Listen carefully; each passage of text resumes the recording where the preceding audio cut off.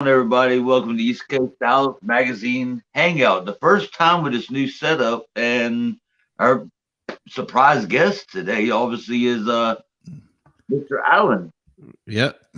Primo from Executive Automotive. What's up? which you could obviously tell with his fancy dandy gear. He's always been into the talking scene. He's always done some kind of broadcasting or something. Always back.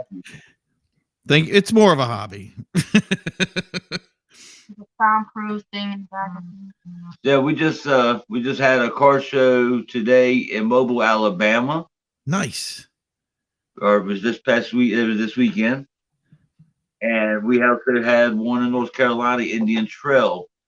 Very interesting covers that one's going to be. That one's going to go into this coming up March print issue. And my photographer said he's seen some really interesting cars from everything from Lamborghinis to Ferraris, $1 million cars. And then you also have my guy in Mobile, Alabama at the other show, Mob Town Showdown, and bunch of mini trucks, bag trucks. Nice. So And I'm sure everybody's dying to come out because we've all been chomping at the bit. So yeah. But yeah, like I'm just letting you know, and anybody that's joined us, this is the first time ever that we have ever gone live on YouTube. nice. Which is very interesting. That works well. You got the Yeah, I got anybody that comments on YouTube will pop into here too. Mhm. yeah. Oh, there you go. Yeah, you are live. It looks good too. Well, unfortunately, I just got a notification by someone, Alan, that usually comes in our live, which is my friend Sergio in Canada in Swift Car Club. He says that his phone doesn't support this app. It only works with That's- your own. That's crazy. That's kind of sad. Hey. Mhm. What kind of phone does he? Is this an Android or iPhone or do you know? I'm not. That's actually breaking my heart. He's been live every single time. Yep. That's the thing with this stuff. Well, no matter what you do, you're going to use, if you use one platform or use the other, every time you introduce another platform, it's another change. And, it's a whole new learning curve to go with it. And it's just, I've been through probably six, 7 of them. And there's always something. I try to find something that's kind of independent when I multi-stream, but yeah, I mean, that was, is this your first time using this specific product? Yes, it is. It's the very first time ever using this product. I like it I like the fact the way it's set up. I do love the setup. I love the way I did the layout and everything else. Mm-hmm. But if it's not allowing some people to come in, that's actually going to upset me a little bit. Yeah, that would definitely not make me feel good. Have you ever looked at like what is it, StreamYard or any of that? A lot of people are using StreamYard right now. It seems to be kind of the big thing. Have you looked into that? Well, actually, he just made a comment. Sergio just says it's probably due to media block in Canada because he is in Canada and they have been blocking a lot of things media from them. Mm-hmm. That's crazy. Yeah, there is probably coming out of Canada right now. We were looking at it last night. There was at least 16 streams that were people walking down the street and streaming stuff. So that wouldn't shock me in the least. I'm supposed to have my boy Sober coming in from 2DM Magazine from down south, but I don't know what's going on there. Mm-hmm. I don't even know how to explain this because I mean granted it's so new, but it's kind of limiting my people. Yeah. Well, you got a hey from looks like from over there for the Facebook side. That's pretty cool where you can see which one is YouTube and which one is Facebook and everything's happening at the same time too. I agree. I like that. I do like that setup. Mm-hmm. Sober Steve. Sober sees me. Why? How come you haven't clicked the link and come in?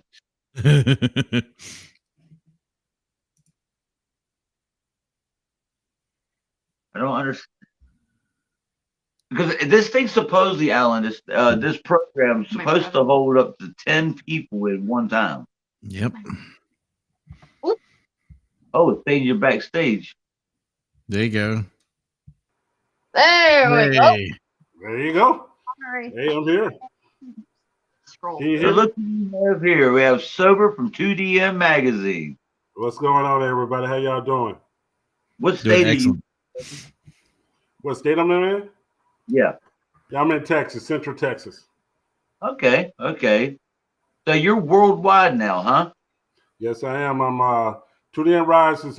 We're in Canada. We're in Germany, Austria. We're also in Bulgaria.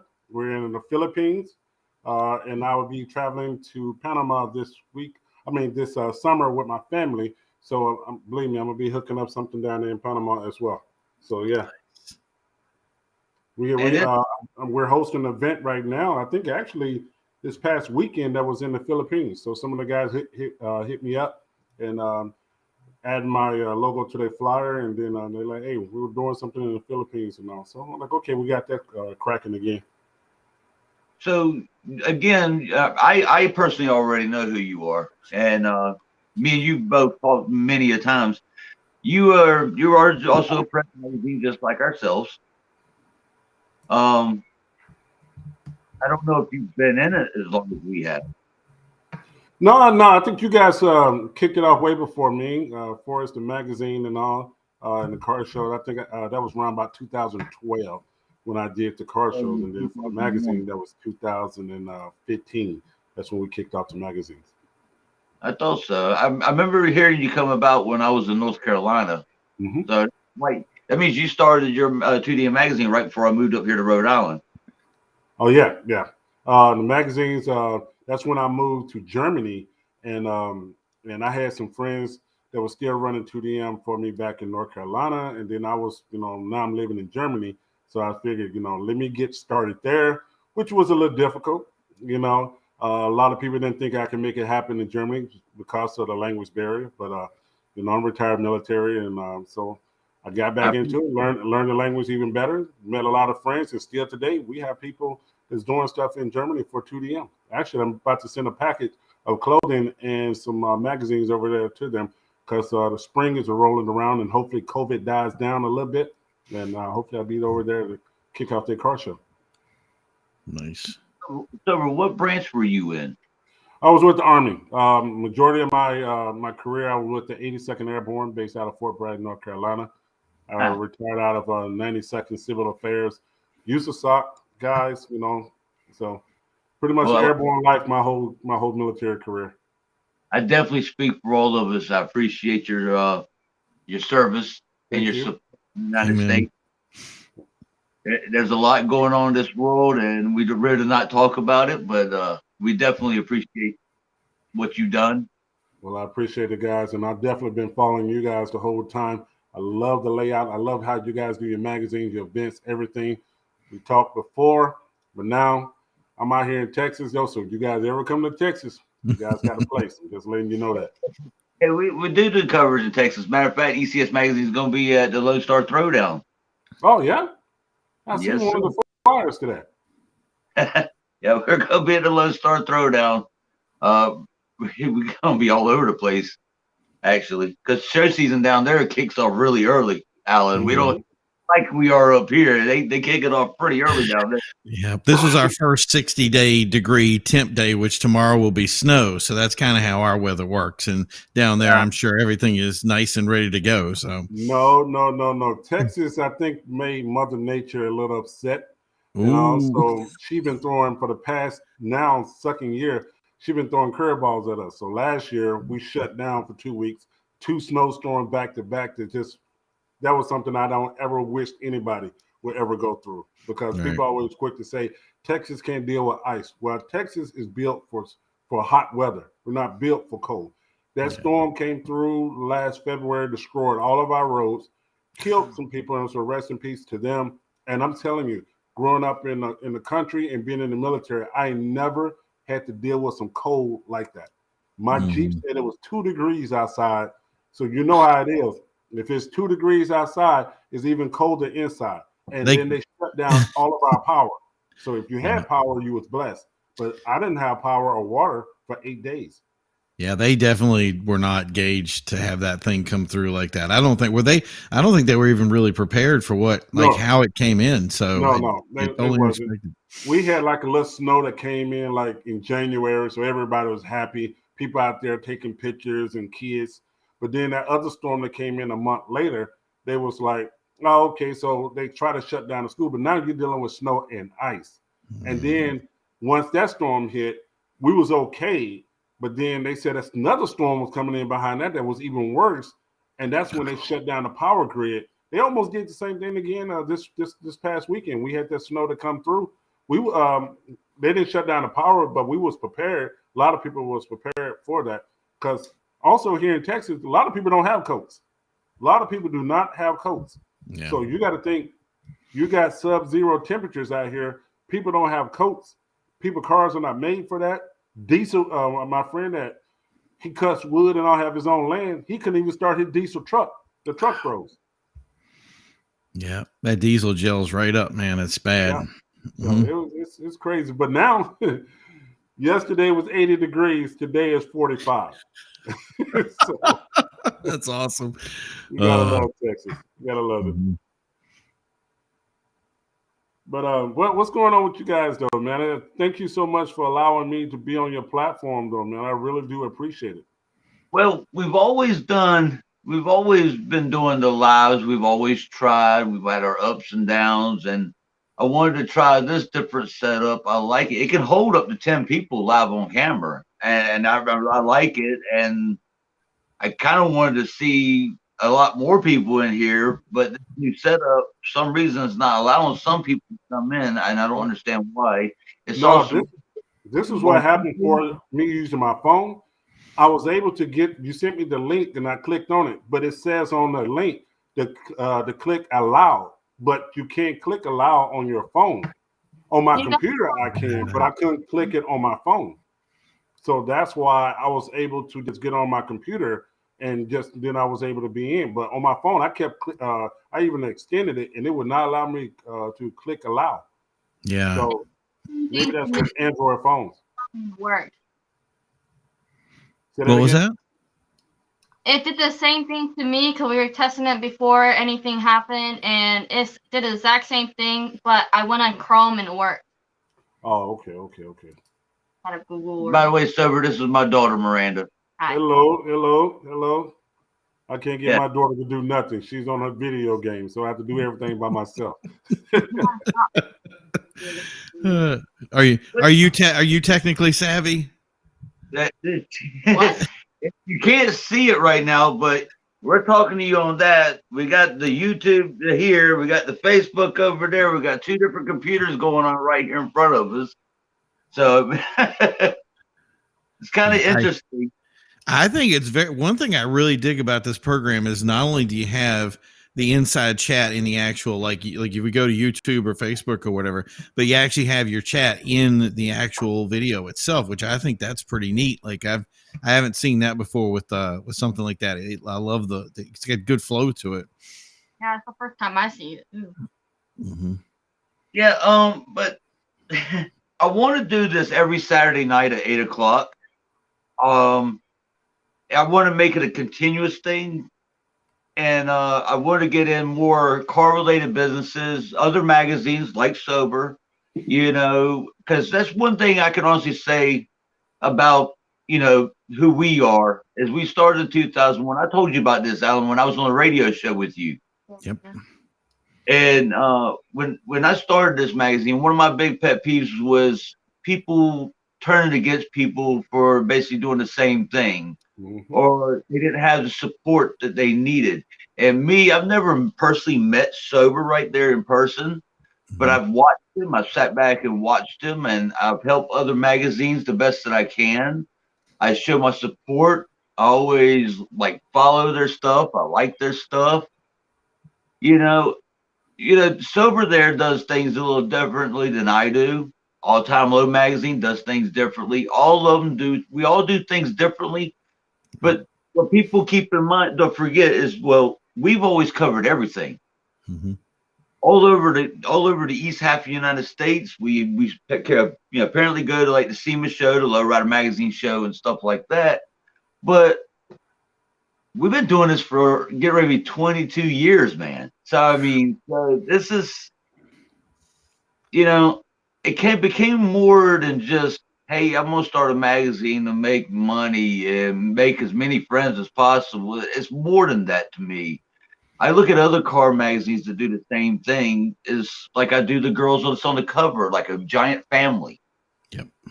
A family that, unfortunately, I hope none of them are watching because it's something I don't really have. Because it's true. I mean, it's sad but true, because I was one of the oddballs in my family that believe in family. I believe if I scoop all y'all up, put you on a giant freaking table and have dinner with you, that'd be my family.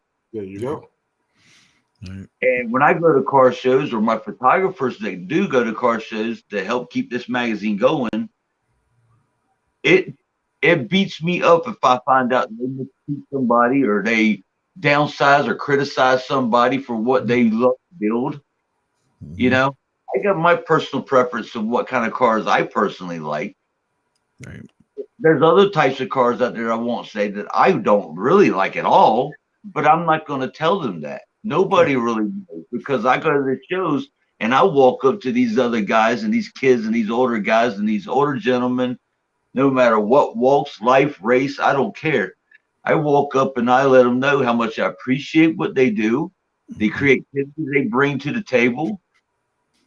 And even if it's an ugly ride, I still compliment them and tell them how well they're doing, You find the positive in it, whatever it is. Yeah. And that's the thing is I said from the beginning, a lot of people put kind of a negative connotation on kind of the car community, and somebody used the word toxic. And I always hate that, because I keep telling people, it's like, if you want to build a good community, you find the good people out here and you bring those people together. And trust me, the good people want to come together. They want to build solid communities. They want to build places where, people can bring any kind of car they want. And because that's the thing is our car community has been under attack many times by different forces that try to cancel car shows, or try to, take us down, or try to make a car obsolete, or just make it not available and ruin people's businesses and stuff like that. And that's the thing is we need to really start learning now. And it'll take leaders like, for instance, ECS and 2D to come over and just say, hey, we need to change this, because it's now not about us against each other. It's a lot of times it's us versus them. And if we don't fight together, there might be a point when maybe the stuff that we're doing might get outlawed. And I don't want to ever see that day. Like, the Ottawa truckers going out. I don't want to see a car community having to drive up to some state house and say, I don't want my car to be illegal anymore. It's you know what I mean? And we have to keep fighting and being positive and having those leaders to bring us to the right step to get that done.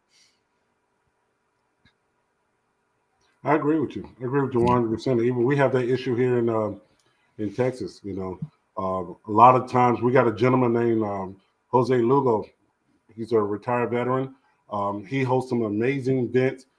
Friday night cruise in, allowing all different type of cars to come out there. Different places where I think it was 2019 we kicked it off, and allow all different type of cars for Friday night cruise in. We had different locations where we was going to. COVID kind of kicked us back a little bit in 2020, but then we started back up in 2021. But then we get the knuckleheads.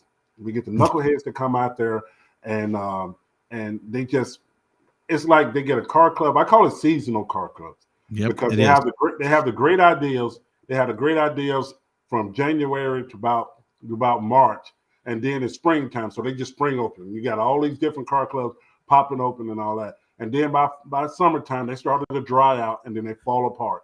But for the ones that are very serious, the ones that has always get you, always there to support, is amazing, because you got all different kind of brands. And I'm the same way. I go to different car shows. I got different vehicles, and I'm not part of any club or anything. And it's just my choice, because I like hanging out with everybody. And I go around and thank people for attending my events, or even if I'm at other people's events, I have my phone out and I'm going to interview somebody. I'm going to talk to somebody about their brand, whether I'm at Race Wars, Dub's Car Show, Mom and Pop Car Show, at the church or whatever. Best believe I'm going to talk to somebody about their car.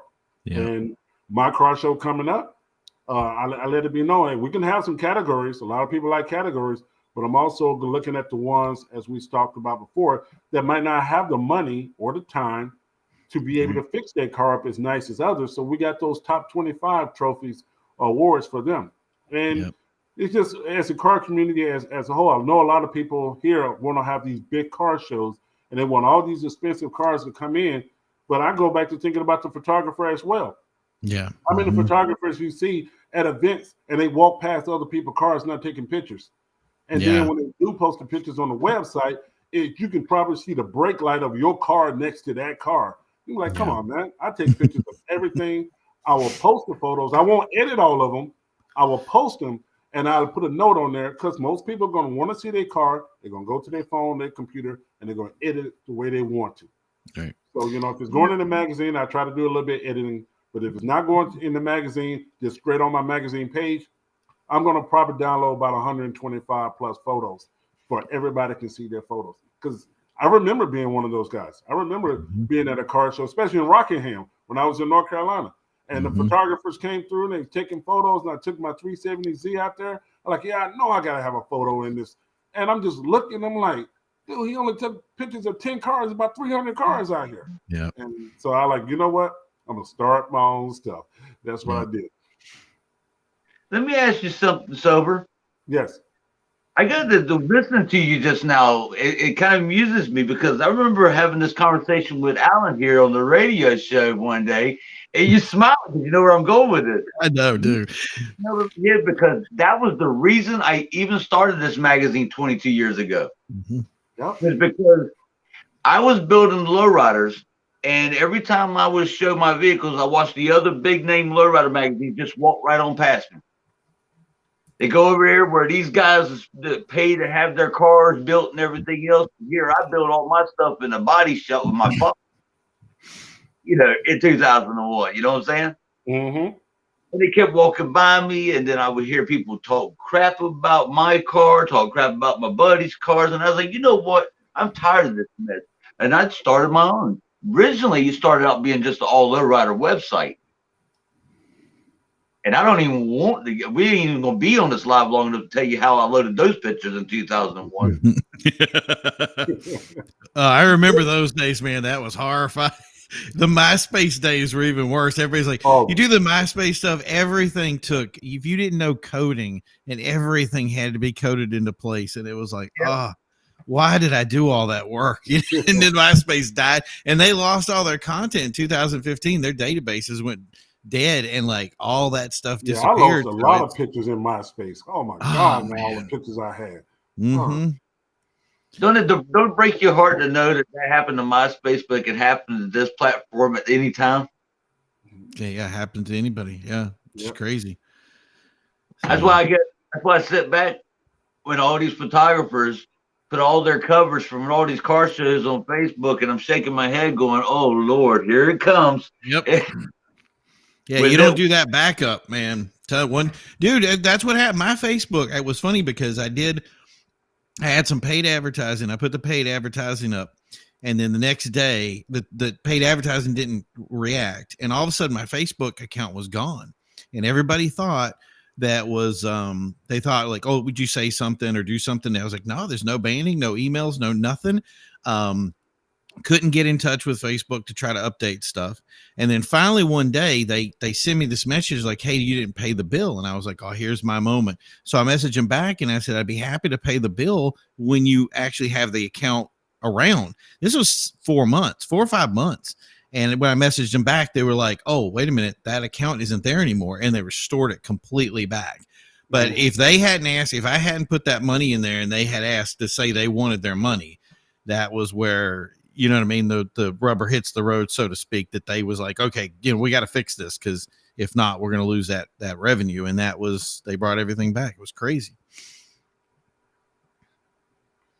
My photographer Bobby says, talking about me or what does it say? Posting on Facebook? Yeah. Talking about me posting on Facebook. Yeah. He doesn't want- Oh, that's hilarious. No, we're not talking about you posting on Facebook. You're at the wrong moment. He's the one that just covered the car show at Mobtown Showdown a while Nice. back. So But let me ask a question. So how is it with the car scene in your location? How is it up there? which part of the location, Sober? Right. You said you're in Rhode Island, right? Up north. I'm in Yeah. Allen. I'm originally from North Carolina, and we cover the whole east half of the United States. So pick a location, I'll tell you. Okay, let's say okay, in your area where you're at, Rhode Island, how is the car scene there? I want to hear this. Yeah. Me and him already had this conversation because Right. I blew his mind because a lot of things Alan here is used to is a lot of exotic cars and stuff like that. You really are, and the classic cars. But it blew his mind when he found out there is a lot of lowriders. There are many. There's imports everywhere. It really is. You got to remember we have Import Evolution and Massachusetts every year. Mhm. We have import nights up here. Yep. You know what I'm saying? We I'd like to see more. I'd like to see more and all because my wife is from New York. So when I go to Brooklyn, I'm sitting out there on Eastern Parkway and I'm just having a field day. But I also know a lot of people in New York, they got some worse cars than down south. Well, man, those cars, I'll be like, looking, I'm like, damn, man, they just barely getting down the damn roads. Oh yeah, the stuff that New York, everybody was talking because they're very good at the photography side of it. They always show the great side of New York. We go down and do stuff, and I told them, I was like, man, you guys know how to take pictures because all the Murcielagos and all the great cars, they went up to the front. They still had the pictures of the other cars, but they were like, they tucked them away. So it was like, the car that had the dragging muffler that kind of didn't make it into the final coverage of the event, let's say. But yeah, they definitely did. They're New York guys. They knew how to do it. So, well, I'm gonna kind of disagree with y'all on actually on that part because my photographer Dino is in New York. They do pretty good up here. You didn't listen to him right. I guess I didn't. My wife had to correct me on that. Did she do that to you too? Yes, that's right. Thank you, Mrs. Reggie. Hey, I'm gonna salute you on that one. No, Tanya. It's nice to meet you, Tanya. Well, that was embarrassing. Not the first time, and it won't be the last. Boy, I ain't saying that my wife is inside. Anytime she can tell me to come and get off this computer, so I'm gonna be quiet. Yeah, I'm from Virginia, so I know exactly. Yeah, that's that fire. You don't cross that fire. She'll get right on you. you know what to say say now. I'll be for a while. Okay, bye. Bye. All right. Yeah. Anyway, no, my photographer Dino in New York. I'm still gonna say it anyway. He has a car called the 1/6 Ford, and a lot of people in the car show scene up this way and all over the country do know that car. It's a very odd car, and it's very well customized. And I'm surprised he's not even in here. But you also got to remember you have the Drastic Auto Show, Auto Club that's in New York. You have the Street Show that's in New York. There's a lot of the big name shows that still pop up in New York, which surprised me. I'm just now hearing about some of them. Right. I think the reason why I'm asking about New York because the roads are so messed up. That's Rhode Island. Yeah, and at Eastern Parkway, you can be hauling button before you know you can hit a pothole that was like you just lost your transmission. Right. And if you got any low profile tires on your car coming across the Manhattan Bridge on what is Chanel Street or whatever, oh man, Yeah. there ain't number potholes and man covers everywhere. Dude, I Yeah. used to, every time I came into New York, I was always in a rental. It was so, I'd go to car shows and I'm like, they're like, what's with the Ford Focus? I'm like, it ain't breaking my thing. But we, the problem with Boston too is not only do we have the problems with our roads that we have, but also with the cold. So the cold will happen. And then the bridges, because we've done all this bridge work, is we have these abutments that swell up. And now you've got these big ridges and they're literally like pyramids in the road. I had a friend one time run over it, and he literally disconnected his hoop from his wheel. It just, the whole thing just came apart. And I've been probably 2 rims. I've had a couple of friends at the custom work that just, from the construction and everything, it's always something. So I think that's just these big cities, because I know that Reggie knows with Providence, it's a crapshoot sometimes. I've had places where I go down there because we had our radio show in Cranston. And when I did my show down there, she was like, my wife's like, why don't you take the Genesis down? I'm like, no, that thing is low. It's always the truck. It's, you got to do what you got to do to make it through it. You're right. So now, did you see that same thing in like Germany and places like that, or do they really do well with their streets? I'm gonna tell you, in Germany, the roads are nice. Germans take care of their roads. The cold conditions and everything else, once they lay the salt down, around about October, I was in the southern Bavaria. So, and around about October, that's when they lay the salt down. And here's the thing, and also in Germany, a lot of people put their cars up. So they bring their cars out by March, and then they put their cars away by October because they're about to lay the salt down. So they bring out their winter beaters, and the winter beaters are cars just look whatever with the winter tires on. They also enforce, make sure that you have winter tires on your car. You can have all season, that'll get you away with a ticket. But the rule is, if you get caught with summer tires on your car in Germany, and somebody else caused an accident with winter tires, and they find out you got summer tires, you're at fault. That's funny because they're going to look at us in America a lot of times, and I've heard it before. They look at it like, "How do you guys survive on the roads?" And I'm like, it's the way it's always been. We don't, they don't enforce stuff like that with us. It's pretty funny. Yeah, the roads are nice, and especially at that high speed. You running, you out there running max speed. Speed. Once you get past the inner restriction sign, you can run your car as fast as you can. So if your car runs 165, you run 165. But best believe your 165 is not fast enough, because you're going to have an AMG, you're going to have some Volkswagen little minivan pass you going and make it seem like, man, I'm not doing nothing. Right. I was on my bike. I'm running probably about 170 on my motorcycle. I'm running on A6. And I'm thinking I'm doing something. This AMG and this Porsche zoom past me like I wasn't doing anything. Still. So, but they take really good care of the roads. They really do. They really do. Yeah. There was something. Oh, that's the other thing. It was we were talking about was with the thing over here is they kept telling us that these speed limits over here, that 55 is pretty much obsolete now, and I don't understand why they still have places in the U.S. that are 55 miles per hour. You know what I mean? You know why they have places in the U.S. for 55? Mm-hmm. Because Americans haven't realized to get the hell out of the fast lane. They haven't realized that shit yet.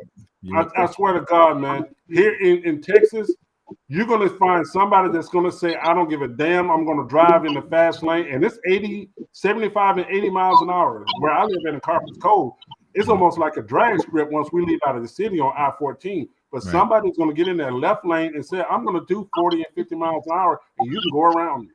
Yeah. So that's why we don't get the enjoyment of unlimited speed limit. Mm-hmm. Right. Who'd we have join us? Hey. How's it going? What's going on, buddy? Not much. Greetings from Texas. Good. This is Danny from Rhode Island. With you're from New England Innovations, huh? Yeah. What kind of car are you building? FDR X7. Oh, nice. Nice, buddy. Nice. This is, like I said, this is 2DM magazine from Texas. And that's That's the man, Alan, right now. Yeah, Danny knows me. Yep. Like I said, anybody that's just not, can anybody see me? Do I have to go down like this? Yeah, it's You're being weird. Like covered. it's like it needs to move up or pivot up a little bit. It's like it Yeah, looks like well- it's right on top of you. That's why I took my logo down. And I had it. Yeah. That was weird because I thought it would adjust it from the top to the bottom, but it's like, can you get your logo and maybe put it at the bottom? Because I don't understand why they had that empty space down there. You know what I mean? It's a new, like I said, Alan, it's a new setup, but it's something I'm going to work with later on because I literally just set up the graphics and everything probably a few days ago. Nice. Well, look good. So now I know what I got to do the next time that people come on live. You know, we can gather more car people to come in here. We can do this thing every Saturday night at 8 o'clock. Yeah. Yeah, that's good stuff. And Sober, you're more than welcome at any time, man. Well, I appreciate it. Appreciate it. Only way I won't be on and all if my wife got me doing something or I'm out cruising.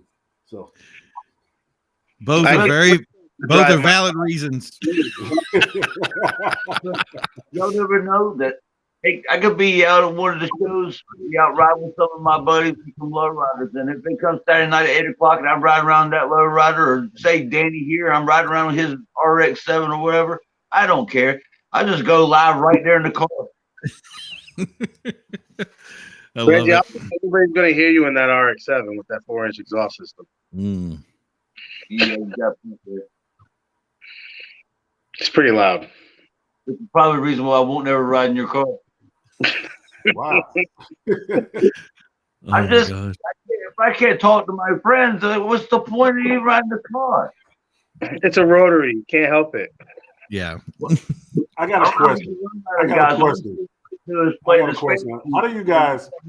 How do you guys feel about, and I was talking to somebody earlier today about this, V6 domestics. Now we understand the V6 for its imports. We know that. But when I had somebody today, I was in my Gen Coupe. Got several vehicles anyway. So I'm in my Genesis and all that, and I get the guy that's got a Camaro. And he took off his muffler and everything in a V6 Camaro. And he's at the light, and I guess he just wants me to hear his engine. Yep.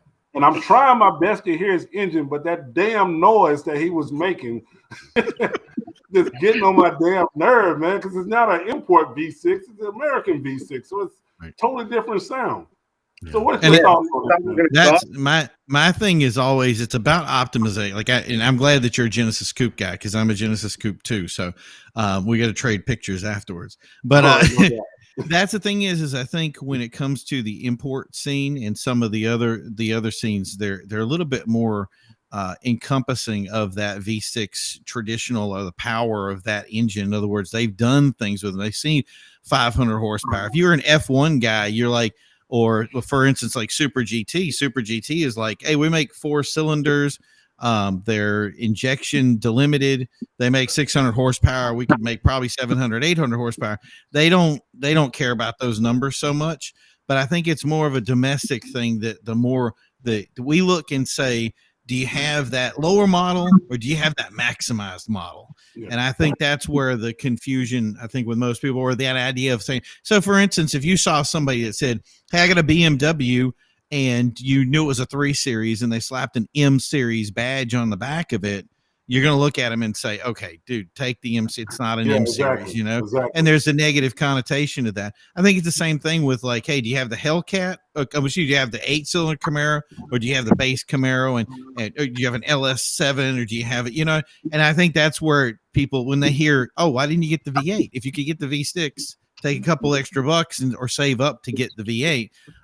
But that's the thing. I think that we, in some respects, we need to be a lot less critical of the other models and be a lot more into giving them the option to be able to upgrade that 6-cylinder. Because that's like I said, we're in Genesis, we've seen cars with 500 horsepower before, and we go, hey, that's a totally doable number. Some people haven't seen that. They just see that I'm going to buy it like this, and they don't see the fluidness of it or the potential. You know what I mean? No, I agree with you 100% on everything. Pretty much for us, the respect part. It's just aggravating when somebody's trying to bother you, and then you already know the outcome of what's about to happen, though. Because I'm like, my Gen Coupe is a 2.0 turbo, a Gen 1. That's And I'm saying to myself, your V6, I'm going to leave you if I downshift. I'm just letting you know that. I get up to about 7,000 RPMs, and I'm about to just smoke you. And every time, it always happens, and I'm just walking past them. But then it gets to once we exit, come to the next light, he's back at me, hitting this exhaust again. So I'm like, that's why I said, how do you feel about that? I don't know. I think, if you're coming down with power and stuff, mine's going to be 675 on Pro Tune, but everybody knows it's an FD. I'm not going to get traction until like 4th gear. So even with the tires that are going on it, what tires you running? What tires you got on there? What tires you running? R Triple H R's. I got those Michelin Pilot Sports on mine. SP2s. Yeah, you're grippy. Yep, I was racing a Corvette going up a hill, and he was fishtailing. I was still going straight up the hill. I knew he was gonna catch me on a long run, but I like, shit, I'm good. See, that's what I feel like is going to happen to me. I'm just going to be all over the place because even the guy that built my car, S&G Racing, he's like, his car is 700 horsepower, and he goes, even with these tires, I don't get usable traction until after 3rd. I'm like, crap. Yeah. Well, that's going to suck. But no, I'm probably going to lower the power in a couple of years because I'm going to take the car and race Mount Washington with it. Oh, okay. Nice. To come out to Texas, man, we have import face-off and we have race wars. One of my friends wants me to go down to Texas. He's actually helped me out get a lot of my parts. He does a lot of business with like Haltech and all that stuff. He's so I'm getting my my Haltech digital display from him, the IC7, and he goes, "Yeah, come out to Texas. Why don't you race my car?" And I'm like, "Sure, why not?" And I'm like, "What do you got?" He goes, "Oh, you can race my Supra." And I'm like, "Okay." And I'm like, I know somebody out here with a Supra that has like, he's close to like 700 horsepower. I'm like, that would be a good race. And he goes, "Yeah, try 1300." I'm like, "Oh no, that's not happening." He goes, "It's common out here in Texas for like 1300 horsepower cars. It's nothing." I'm like, "What?"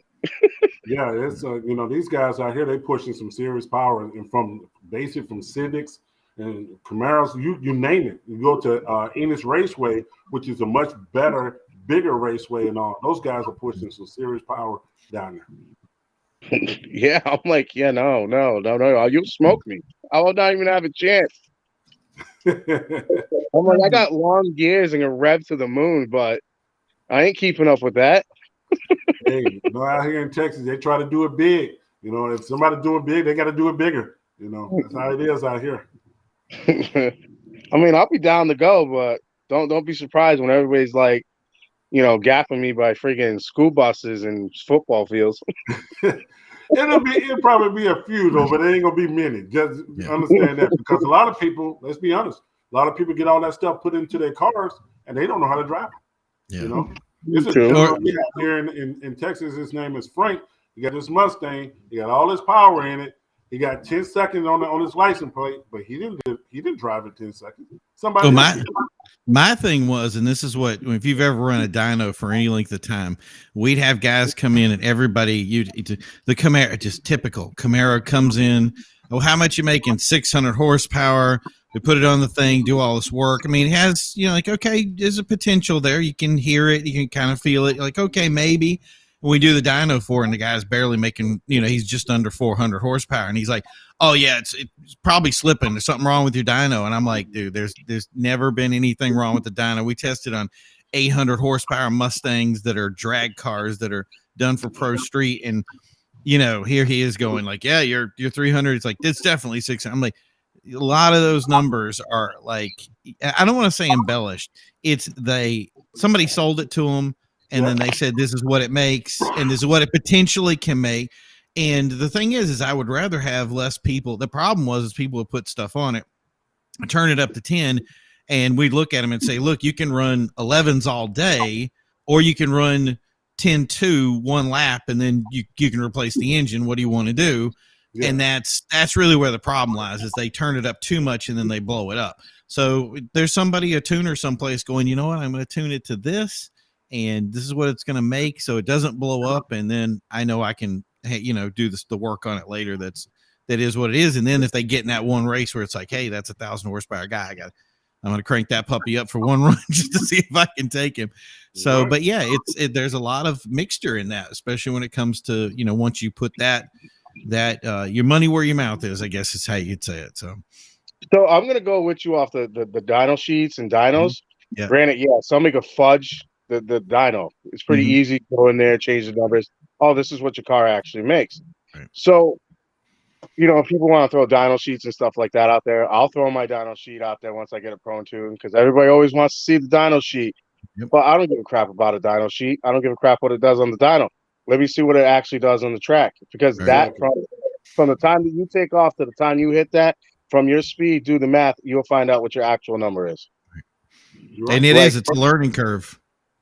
Like you could fudge, like I said, you could fudge a dyno. Somebody could literally go in there and change all the settings on the dyno and put, your car makes 600, 1,000 horsepower when it's actually only like a 200 horsepower car. Yeah, an HP dyno thing, you could just put the thing in it and say, oh, this is the car, and it's just listed at the top, or just cut that off, and all you got is a dyno sheet with no name attached to it. That'd be easy to look. Here's the numbers, and it's if you wouldn't know the difference between one V8 and the next, it'd be tough to kind of pull it out too. So. Well, yeah, but that's what I'm saying. Even like SMG Racing, like he goes, I'll give you all the dyno sheets, even on E85, even on Race Gas, all the dyno sheets you want. He goes, but I'm going to look at it and I'm going to check, like, when somebody throws, like, all right, when he puts it out and somebody goes, I want to race your car, and they're throwing dyno sheets out there, he's going to go look at the car. First thing he's going to look at is the exhaust system. If you have a straw exhaust, he's definitely know you're not pushing out no over 600 horsepower, right? So he's going to look at the exhaust, and he's going to look at the tires, and he's going to look at everything else. And then he goes, all right, let's see what it does down the track. Because he wants to know how fast it will make it from point A to point B in that 10-second mark, if that's what he's saying he's running. If he's not hitting a certain speed, or he's getting anywhere from that time frame, he knows that car's not putting anywhere close to the power he's saying. So that's what I'm saying. Like dyno sheets, yeah, whatever. You could, like I said, I'll throw it out there once my car's pro tuned, but I'm going to show what it's going to do on the track. I mean, it's probably going to suck because I'm probably not going to get any traction and just blow tires, or just have the guy that built the car that knows how to race these cars send it down the track and then show everybody what the car can do and the power it has. Yeah, I want to see more people move over to because that's the thing, is it used to be, especially when, like, because in the 90s that was kind of getting the big thing, is especially New England Dragway always had their drag nights, and that was becoming a staple. Everybody wanted to go up and race on it. Now it's becoming more evident that there's more tracks available. We have Palmer, Thompson, Canaan, Club Sport up in New Hampshire, all these different tracks, and the accessibility to these events and people who are running stuff means that it's not just a track. In other words, it's not the quarter, because the quarter mile isn't the street. The real street is when you get those you get a track thing, and you're like, oh, it's a road course, and that's got elevation, and that's where there's a lot of things. I mean, if you've been to Germany, the Nürburgring, like that'll make or break a human, and it's taken out more cars. All that spray paint there is where somebody's lost something. And that's the thing is when it comes to this stuff, it really is. I want to see more of this support for the big racing events. We do the 22 rally that we have at all these different racetracks, and all these guys bring out their best cars to it and they run them. And you still get pushback on people, like, don't time stuff. We were trying to set something up a while back and they didn't want to time it. And I said, that's really where, if you want to see guys going at it full speed, get on a road course and have those guys going around in circles like that. And you will start seeing guys that it's like, okay, that's a 599 Ferrari that has this much horsepower versus this guy in a Huracan, and for some reason the 599, which is the GT car, is outrunning the Huracan. And you go, okay, that's driver. You know what I mean? Versus that comes down to driver. I know what you're trying to get. Yeah. But that's the thing is it's road courses are real versus kind of I want to, you know, I love the quarter mile stuff, but I want to have the options. I want to be able to say, here's the road course, here's the thing, and have each one what's better at what. You know what I mean? Yeah, I get what you're saying. Like, I want to do modified machines when they do Line Rock this year. I want to go down there and race on that. I kind of want to make my car all around. That's why I want to race. That's why I'm going to race Mount Washington. I know I'm not going to race Mount Washington in a rear-wheel drive car that's light as balls with 675 to the wheels. I'm going to have to drop it down to almost 400 horsepower and not be an ice skating ring going up the damn mountain. Mm-hmm. So, like, I understand, like, you know, traction, the way your suspension works, to power, to torque for drag racing. Now, when it comes to road course or anything else like that, you're looking at tires, brakes, suspension, you know, torque, horsepower, if it's going to keep it going, you know, cornerings, you know, more into depth than it is to launch the car. Mm-hmm. So, you know, I get what you're saying, you know, let's open it all up more and get more people this way. You know, I get it, but my thing is not just, and I'm not saying this from a challenge standpoint. This is no point where I'm looking at people going, when I get on the track, I'm not racing other people. I'm racing myself. I want to make sure that every time I go around that corner, I'm faster than my last lap. But that's the thing. The thing is that it's the idea of it being available. And a lot of people aren't taking advantage of that ability to really take it to the track and say, hey, this is how I'm going to improve my car and improve my driving ability, which is a lot of people, they talk a big game and say, you know, hey, I know driving and I know how to do this. And like, okay, well, here's the road course, bring it out and let's see what you can do with it. Who do we have new that just jumped in? Reggie? Yeah, just popped up. That's Brandon from Control Freak, which is also one of my ECS photographers in Oklahoma. Nice. What's up? What's up? What up now? Brandon, this is Sober from 2DM Magazine. This is Danny from New England Innovations. I had to think about it for a second. It's that old age kicking in, Reggie. Yeah, y'all don't have to remind me. This is my old bald-headed buddy Alan right here. Somewhere. Hell yeah. Alan, who do you do the talk thing with anymore, man? I don't know who to recognize you for. What's that?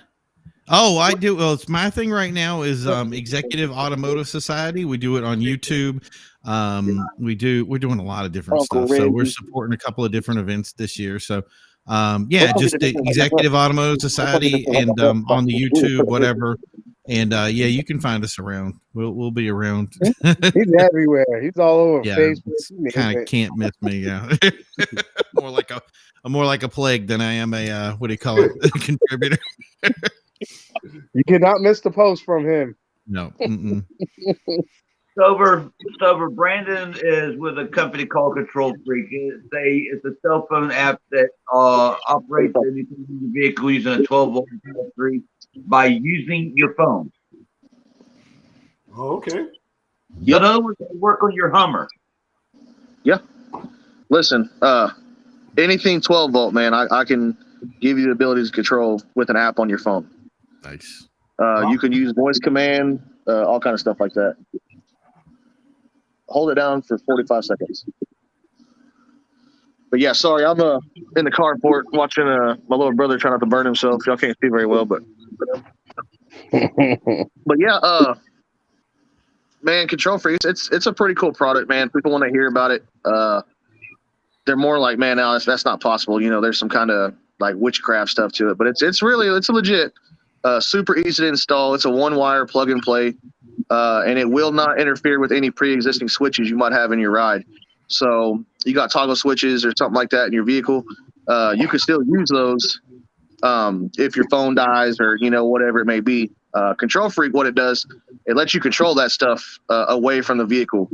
You can do anything from remote starts to LED lighting, door poppers, actuators, air ride, hydraulics. It's a pretty cool product. Okay. Might need that on this Maserati right here that's getting on my damn nerve. Yeah, that's what Maseratis are supposed to do.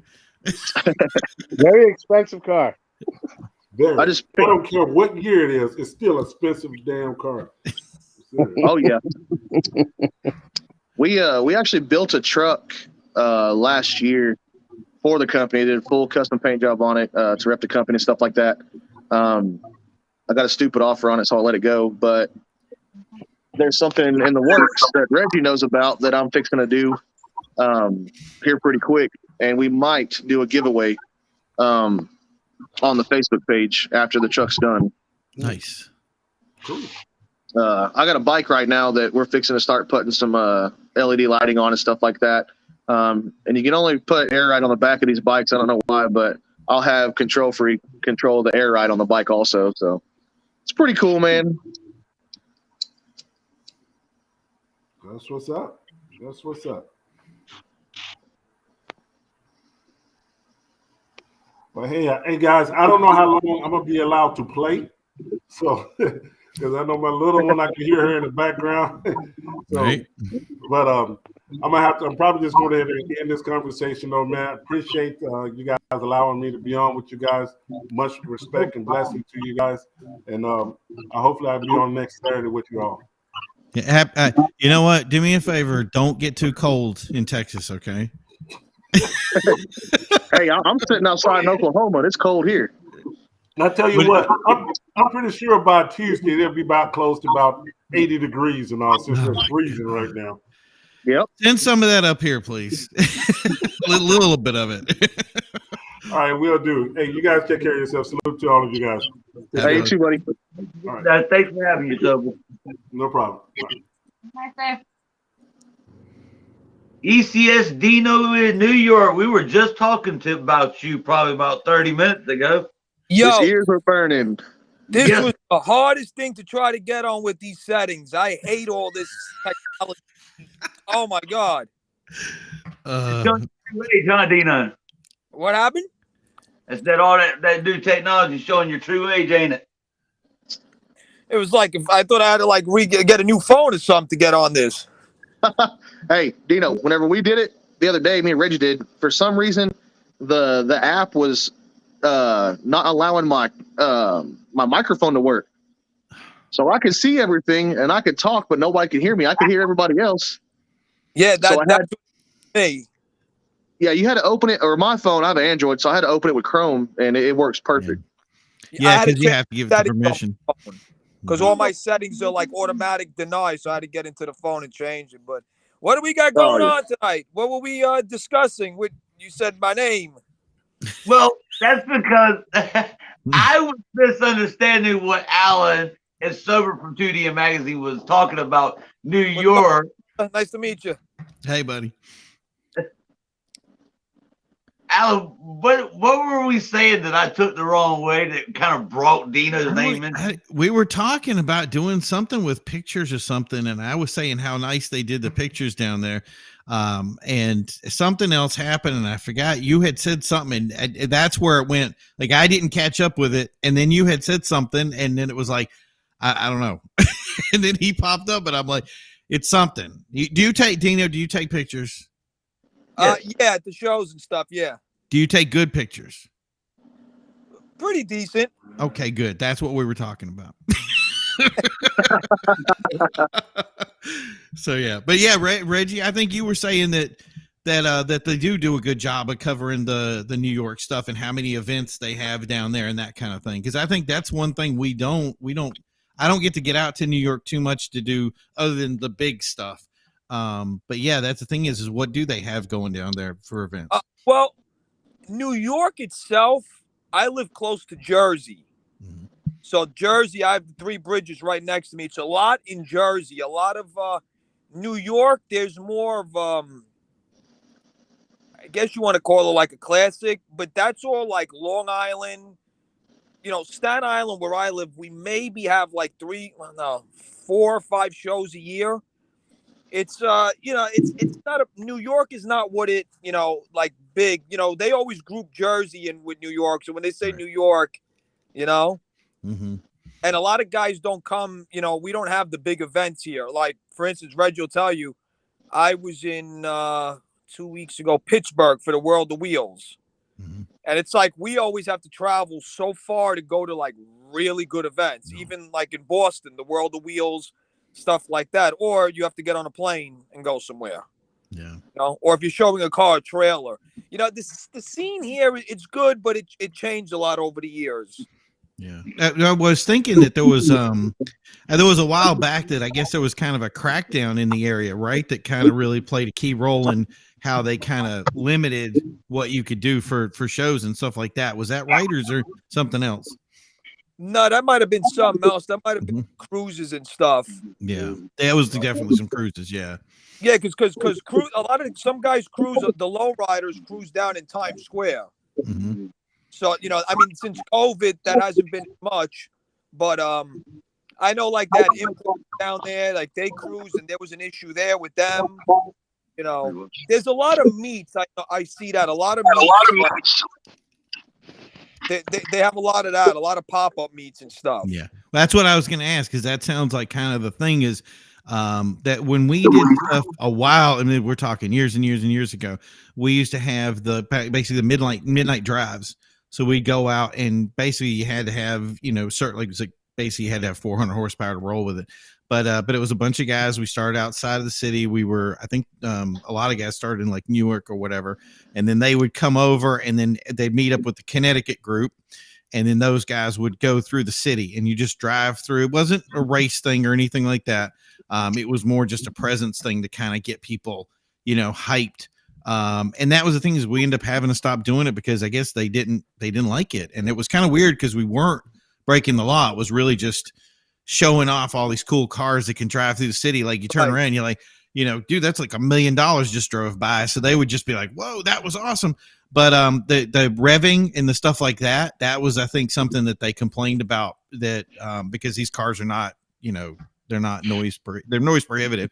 So that was the thing, is they were like, you know, can you guys not do that anymore? And then they started cracking down on it, and you know what I mean, they just kind of busted it up, and people kind of, it was so very impromptu that they just kind of lost interest, and we stopped doing it. So yeah, I think I've seen a lot of those things. Yeah, they stopped, especially in the city, a lot of that with, you know, like a lot of with the foreign cars, and a lot of that, they stopped a lot of that. They cracked down. When I had went to the city with my car 3 years ago, they didn't give me an issue, but I'm not allowed. I'm more of a show car. I'm not a loud car, you know. And I don't want them to, you know, grab me. I don't have no seatbelts, no rear view. You know, let's just say I'm not passing an inspection anytime soon. yeah. I don't want them to grab me. Right. So my question with you then is: so they're getting rid of Seventh Day in New York? Are they getting rid of what? Seventh Day. What do you mean? It's all like RX-7s around. They go down to New York City. You know what? I have no idea. I'm not really, you know, I don't follow that scene that much, so I'm not too sure about that. I don't know much about that. Because I was going to go to Seventh Day this year, but you're making it seem like it's going to be another H2O over here. No, well, yeah, I've heard about that. Yeah. Hey, there's Reggie. Yeah, H2O, I've heard about that. No, like I said, I don't know what the city's like now. I haven't been to Manhattan in about 2 years, so I don't really know what you know, especially now with everything going on down here. I don't know what the city, you know, where they're at with anything anymore. You know, like I said, I know a couple low rider guys. Yeah. They cruise through you know, the low riders never seem to have a problem. Well, all right. I mean, cruising. I mean, like everybody knows, my car. Reggie, put that cover back up there. RX-7s are really loud. Yeah, I know. So, I know guys that have some. So it kind of makes me I want to go. Where are you from? Rhode Island. Oh, Rhode Island. Okay, it's not that bad. How long does it take to get to the city from there?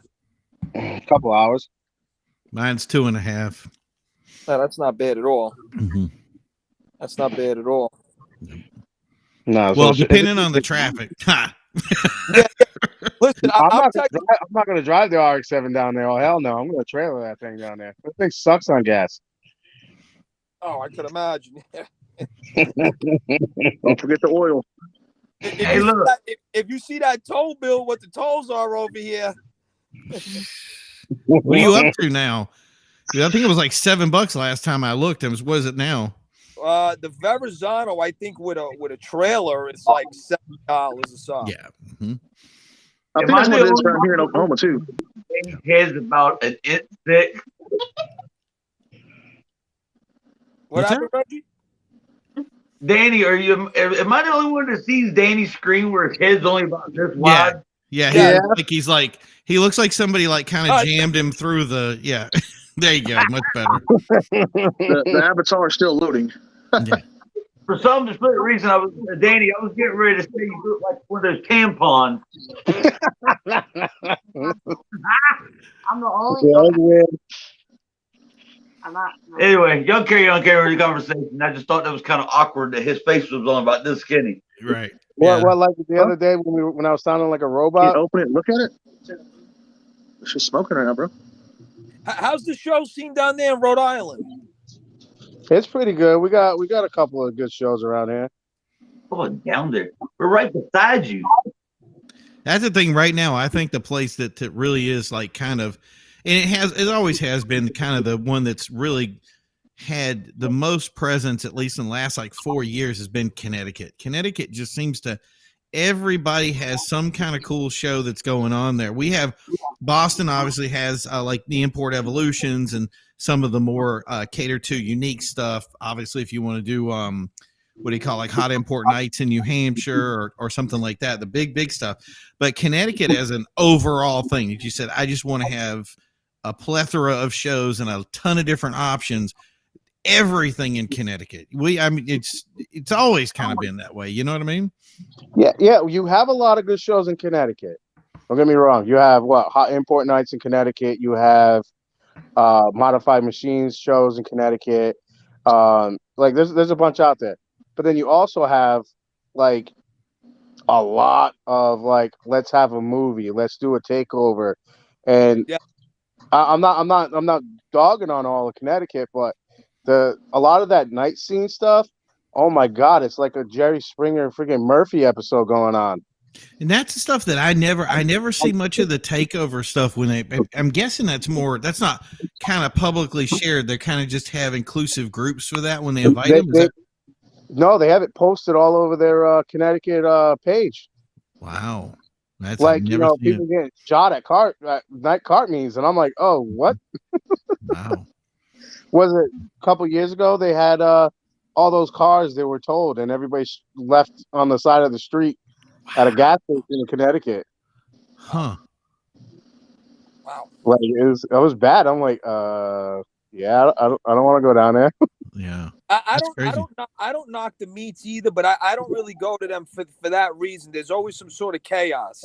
Yeah. Well, that's the thing. Yeah. The pop-ups are always going to be the ones where it's like something's going to happen. Maybe it's its lack of control. Like it's kind of like we're just going to do something, and when you put everybody together, there's always going to be one person. And that's the thing is I like to focus more on, I guess, if you will, the organized stuff where there's a promoter someplace. It's put everything together. We know what we're going to get. Like, so some people, and the thing is, we have to admit, some people don't want to go to the import show. They want to go to an antique or a muscle car show. And that's the thing is the advertising for those shows is very clear, concise. You know what you're getting.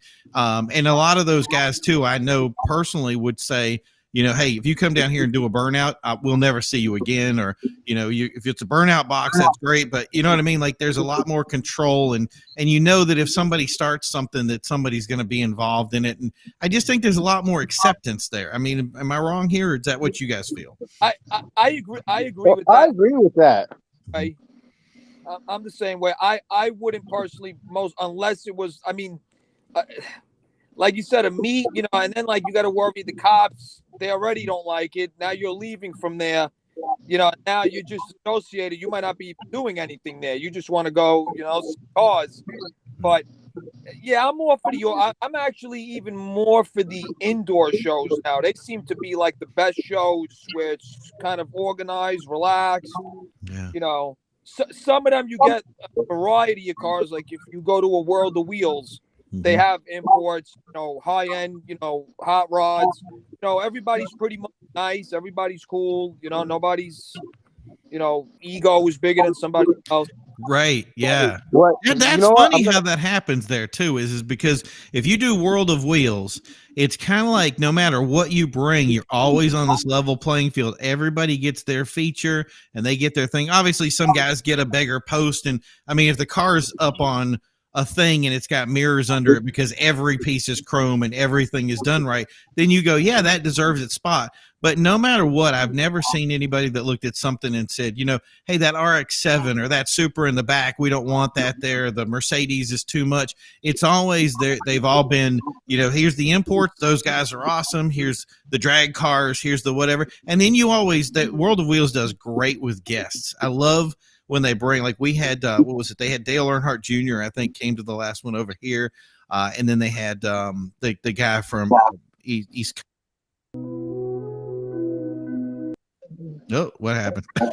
Reggie, quit playing with shit. He's got to learn. You got to let him play. Look at she's beating him up. That's awesome. What you were saying about the guest, Yep. yeah, when I just went to Pittsburgh, they had a WWF, not F, WWE wrestler, Daniel Bryan there. Yeah. Yeah. I always love their events. Yeah. And the thing is when you get this, it's having access to people that you normally don't have access to. And I think they should do more. That's one thing that I think they could improve on. If I'm going to constructive criticism, obviously not saying the event is bad, but to say, hey, make it better. Have like a thing like we're doing here where they sit on a couch someplace and do a Q&A and actually talk to people and maybe take questions from the audience and stuff. I think that's something that they could easily do and see what, you know what I mean? And this is something that every show could learn from, not just World of Wheels. I tell you, those big indoor shows, Reggie will tell you, I just a few months ago I went to Vegas for a Lowrider Magazine Super Show. And that was another show, probably out of all the years of going to shows, one of the best shows I ever went to in my life. The cars there, those guys are on hold. Everybody had mirrors and whatever. But, they go nuts. Their stuff is just so. If I use the word off the hook, it is just insane the work that they put in. Yeah, those guys, and everybody's down to earth. That's a cool world. I saw some imports there, but that were lowrider style that were there. So they're kind of accepting. They have guests too. They have performers, and I mean it's an event. Right. You know what I'm saying? And it's everybody's pretty down to earth. Everybody's great. You have that show particularly this year because of COVID happening. It was such a big turnout. They had some of the best cars, come out they've ever had. Now the one in LA coming up is supposed to be even better than that one. Yeah, I can see LA just being insane. I can't even imagine the stuff that they would bring out, both from people that were high-end names and stuff like I think Dr. Dre right now has been pushing a lot of stuff. He's huge. I would hope to see something from like him to be brought out.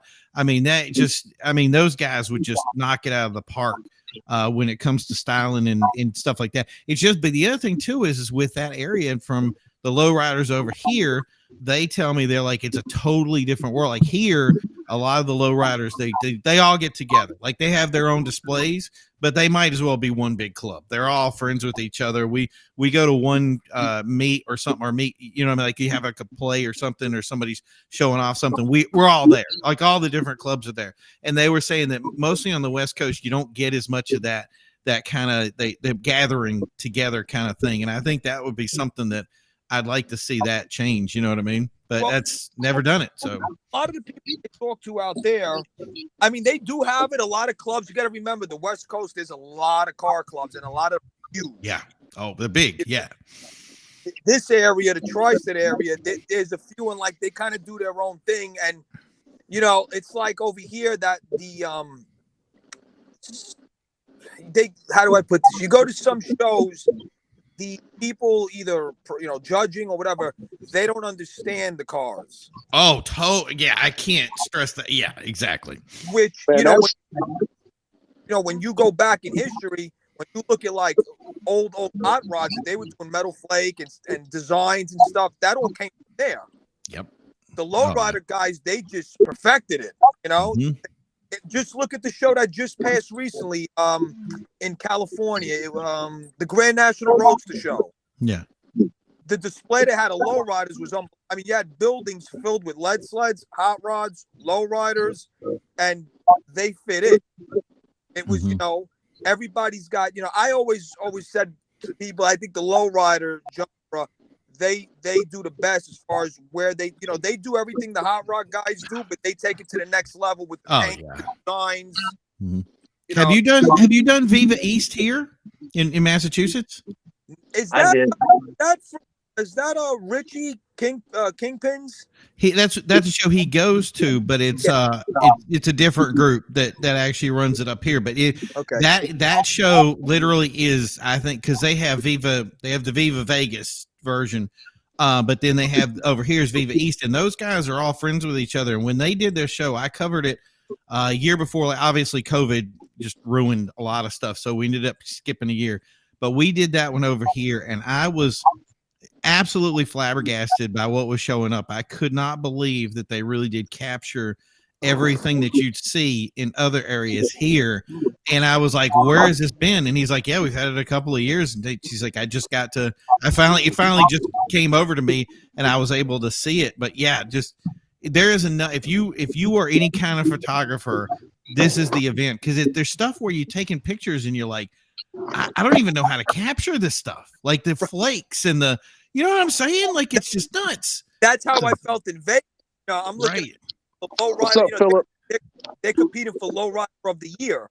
Yeah. So, you know, I'm looking at stuff and I'm like, and I've been to Bahamas, World of Wheels, and I've seen Riddler cars. And when I'm looking at some, I said, wow, where do you begin? Right. But I know Richie Kingpin. I know him for a while. He's a good guy. He's awesome. You know, he's got the blue car. He comes up to an event up by me here called Dead Man's Curve. Yep. That he comes up there. That's a lot of, you know, hot rods, lead sleds, and the Kingpins. They're cool guy. I haven't seen Richie since I saw him in the fall. I haven't spoken to him since. You know Chris Darg that had the red Caddy. He moved down south. Really? Yeah. His car's now blue. Oh wow. Yeah. Before the south though. I want to say it was North Carolina, but I can't. I'd have to ask him again. I told him, I said, once you get moved in, you got to tell me where you're moving, because I got to end up going down and visiting him at some point. But yeah, it didn't happen that long ago. So, but yeah, he moved, and then it's Reggie, and then there's a couple other dudes up there, but they keep up in their car game. Like those guys, if they lose one car, two others come in and they're all just incredible looking. And hey, Phil, what's up, buddy? Well, that's what it's all about. As long as they're having fun too, you know, you got to remember the one part a lot of people forget is you got to have fun doing this. Yeah. No hate, you know. Everybody's different. Some people like, you know, everybody. Hey, Reggie, do you want me to send an invite to Phil to get him in here? Phil Gordon? Phil Gasper. About to get loud. Look, go ahead. Bring them on right now. Let me see if I can get this link. I'm telling you, we're all new at this, aren't we? Yeah, but I want to backtrack on some things you guys were talking about. Yep. You know how, like you were saying, you like the indoor shows, and you know some people like, you know, the different clubs doing their different shows that night. Like one, you got the indoor show. Like, I don't know if you guys heard about it, but like Hot Imports Night, that's an indoor show, but it was such a shit show outside that the cops and everything came and showed up and was blocking it off. With people doing burnouts because they couldn't get in the show. Really? Yep. Yeah. Man, that's how they do in Dallas too. They have Hot Import Nights in Dallas also. I remember doing Hot Import Nights in New Jersey with a car I had years ago, and it was. Then again, you know, let me ask you something. When you said so, they had that. Is it a younger generation that go into those shows? Because I tend to see the few I've went to, it's a younger, like in their early 20s. You know, is that like what that crowd? It's like a mixture. There's some older people, and it's a lot of younger people. But like the younger Right. ones are the ones that were trying to destroy it out because they couldn't get in the show. So they had back like their own show outside, and they was doing burnouts, donuts, like literally destroying the parking lot. See, some people, and I'm sure you could attest to this. Back in the day when I used to go to shows, a lot of the shows, even them back then, you had to send a picture and get approved. And if you didn't have enough work or your car wasn't up to par, you weren't accepted, and that was it. So you went to the show to look at maybe, okay, let me see why I didn't get accepted and what I need to do. I kind of think that's lost too. I think, are they doing that, a screening process, or is it just first come, first? You still have to send a photo to get into the show, but if they still have open spots, and you could pay to get into the show if they like your car. But yeah, they still do the whole process where you have to send in photos, your information of your car, modifications, stuff like that. Yeah, I guess that's seen just they get the younger people, because I've seen what you're talking about. I've seen that happen here with outdoor shows. Yeah. I watch people not win a trophy, and they'll do a burnout right in the middle of the trophy ceremony and almost run people over. Oh my God, that's just stupid. But even with the night meets, like I haven't hosted a meet in I don't know, since COVID started or whatever.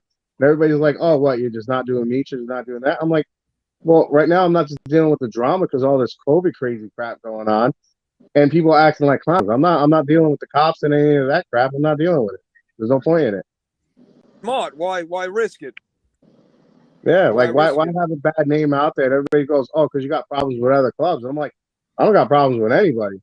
There's a little redhead kid that was running around starting crap, but everybody found out him when he was trying to friggin' start crap with a friggin' old Spanish guy because he hit his crapped out R33 Skyline, 4-door Skyline, and literally tried to rip him out, and everybody's like headhunting that dude now. But I don't have problems with anybody because that kid wanted to turn around and say shit that I didn't say, and I proved it. But anyways, it has nothing to do with other clubs. I don't care. I'll go to other clubs' meets. I'll show up at them. I don't got a problem with nobody. I went to a few last year that they had at the Warwick Mall. I mean, it's all cool people, but I'm just not doing it right now with all this crazy crap going on because everybody just goes out and just, oh, I'm just gonna do burnouts. I'm gonna show off. I'm just, I don't feel like dealing with cops.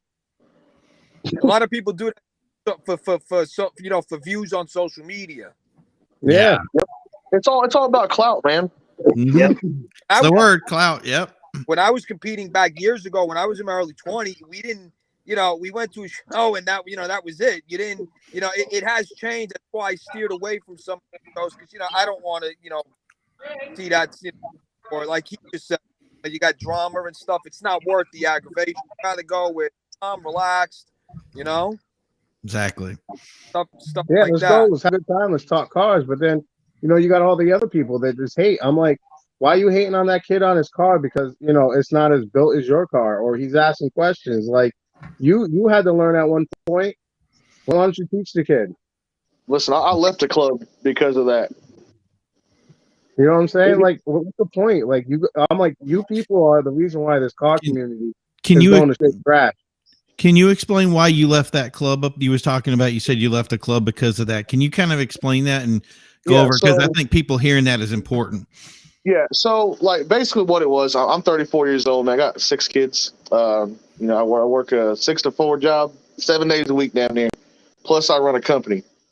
I bought a truck from a kid. He was in a bad spot, got it from him, replaced a bunch of parts on it. Not going to say names about the club because there was a bunch of awesome people in there.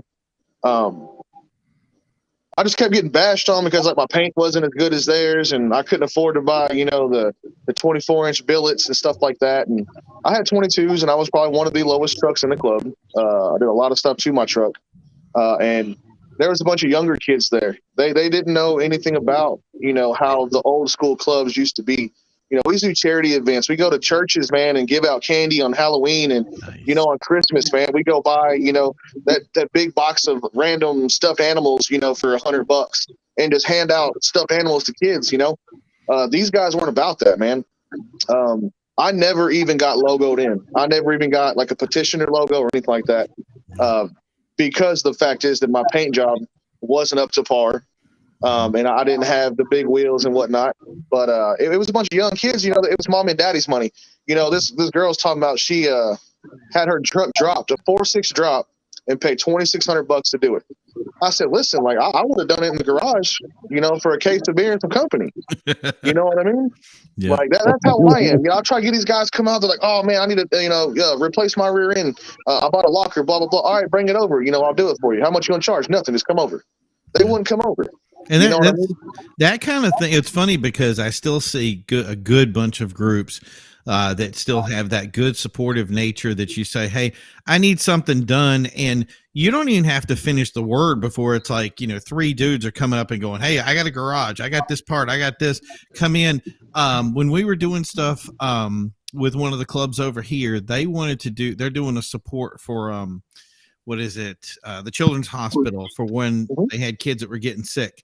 And the guy says, I want to do this and I want it to be so it's a charity and everybody's going to put it in. And when they're done, they raffle off this hot rod. But he's like, obviously they didn't want to spend as much money to it because they want everything to go to the charity. Guys were donating engines, bodies, frames, wheels. It just came out of the woodwork from this group. And I looked at it and I was like, how do we teach this to the clubs out there that are saying, I'm going to split off from this other club because it's not run right. They want to run their own stuff. And I think Sub was talking about how they were the new summer club, you know what I mean? The car club. And I said, but how do we teach these guys that this is what it's supposed to be like when you have a group or you have your friends that go out? They're the ones that support you, come out, and you don't worry about it. Maybe you have to supply your engine, but they're going to come in and put the work in. Right. And see, my problem with it is, man, even your own fellow club members was competing against you. You know what I mean? Yeah. And it's not about that. Like, it's about lifting people up. I mean, these guys here with these, built trucks and stuff like that, the older guys, we know our roots were, man. We got static drop trucks. We're cutting springs in the driveway and, whatnot. These other guys here now, I mean, their trucks are shop built. There's nothing wrong with that. Right. But, like, when I build my stuff in my garage or my carport or whatever, like, you want to laugh at me and be like, oh, well, why'd you build your stuff at home? Well, for one, it's cheaper. And for two, I got the knowledge to do it, And part of that is just the learning curve. What are you going to learn more from if you're the one out in the back cutting the spring and doing the stuff and saying, hey, this didn't work this way. You got to learn it somehow. That's how we learned it in the late 80s when I was doing stuff. There was no YouTube. There was no online internet resource. Somebody said, we want to do this to this Impala. Okay, what do we do? You take the wrench out and do it, man. And that's right. And if it came out right, it came out right. And it wasn't until we got into these groups and these clubs and people would come over and say, oh, you know what? If you're going to do this like this, here, let me get you this part and that's going to make it better. And we did it together. And like you were saying, I'm not against the shop stuff, but that's the love and the joy of doing some of this stuff is learning it yourself. You know what I mean? Well, these kids here, you figured that they would want to do stuff like that. Right. But it's just like now, it's just they're lazy. We got too many electronics right now, man. Yeah. You know what I mean? When we grew up, we didn't have all the electronics. We get outside and, and we would build stuff with nails and wood, and then if our dad was working on something, we'd work on it with him. That's why I learned all my stuff, man. I mean, I can do anything and everything. And then what I don't know, I try and learn. Well, that's where it comes back to it is the information you learned by trying to figure it out, trial and error. Somebody asks you the question, you'll give them the answer. It's free of charge, man. Like I'm full of useless knowledge that can help somebody out, and I won't charge you nothing for it. You're not gonna be like, a lot of these younger kids that are hating, like, because they watch YouTube videos and think they know it all, and they built a car or they paid somebody to build a car. Like, I'm not gonna deny it. I didn't build my RX-7. I know shit about porting a fucking rotary. I'm not even going to try to learn it. Well, here's a good question for everybody, and this is the thing that I like. So back in the day of forums were painful. So when we thought we had this new toy, and forums came out, and everybody talked, and all the information that you got, 90% of it was just ouch. It was painful.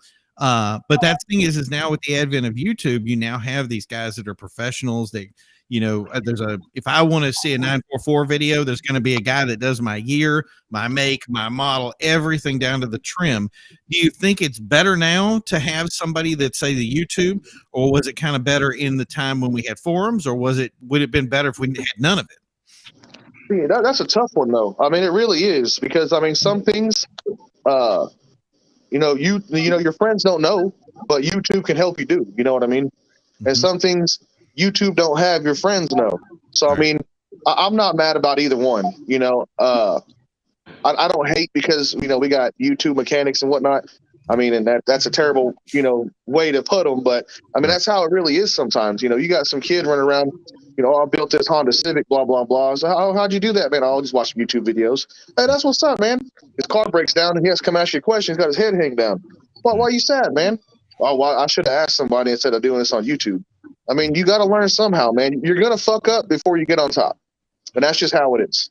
Yeah. And that's the thing that I really like today, especially about with the advent of social media to the level it is now, is that there's companies like, for instance, ECS, or for instance, you guys are doing, everybody has their thing that they're doing, that I'm going to make a product, or I'm going to be a photographer, or I'm going to be just a media personality in general, or just I want my car out there.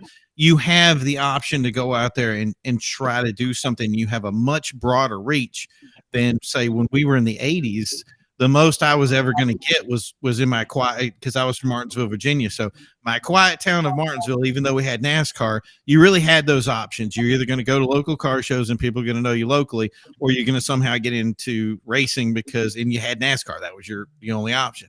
Today, if I wanted to do stuff, I'd have, if I was younger, I'd have options and stuff like, hey, I want to race, World Challenge GT, or I want to race this, or I want to race that, or, I want to do whatever. All that stuff is available. It's not just like a little mom and pop shop someplace. You have options, and your little idea for some new thing that you said, hey, this is gonna fix a suspension, or this will make a sound better. That stuff now can reach the world, and we had friends that had products that they made that got successful in Germany that people over here don't even know they exist, but over there they're getting rich off of it. So the internet. Well, yeah, I mean, I was gonna go back here, how you asked that question. And I'm gonna go with what he said. Yeah, you get some stuff off YouTube, you get some stuff off of forums. I mean, either or, you're gonna get different information, and either you're gonna get good or bad. You just gotta pick between it. So they're good. They're good in their own ways. I mean, you kind of like decide, and then you kind of will find like an expert, like SMG Racing. Like I will talk to what I found on forums or YouTube videos, and he'll give me the information that was missing out of it.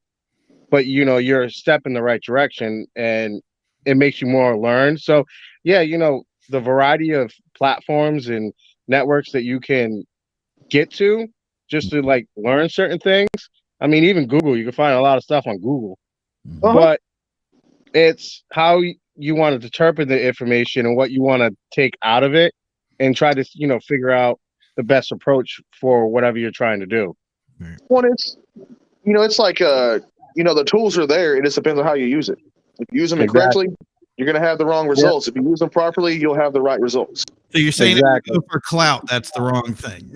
Exactly. Listen, hey, look, there's some of these kids out there that are making, way more money in a year than I make, just because of clout. And I'm not mad about it. But here's my thing, like, remember where you started from. You started from a guy in a garage, with a cell phone or whatever it was, or in your room, and you saw some kid on TikTok that, had 5 million followers because he had a Jeep Cherokee on some American Forces or whatever. He's mudding in it. I mean, remember where you came from, man. Like you were at the bottom at one time too. We all start at the bottom, and sometimes we get to the top, we get knocked down. But you know what?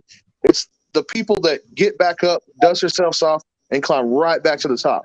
Oh, look at that! Here's somebody that definitely, with Phil Gasper here. Yeah, I was reading that.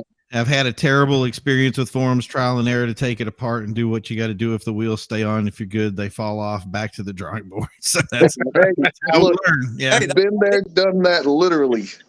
Yeah. I want to back on some you set up there with the car clubs thing. You know, I agree with that. What you're saying with the club, Yeah. a lot of people, you know, there's a club here locally, Drastic. They've been around since the 90s. Mhm. They all same. They help each other. They motivate. You know, I'm good friends with the president, and you know, you could ask them a question or vice versa. Especially guys, listen, when you show cars, racing, whatever. I always tell people you never stop learning. Yes. You know, Nope.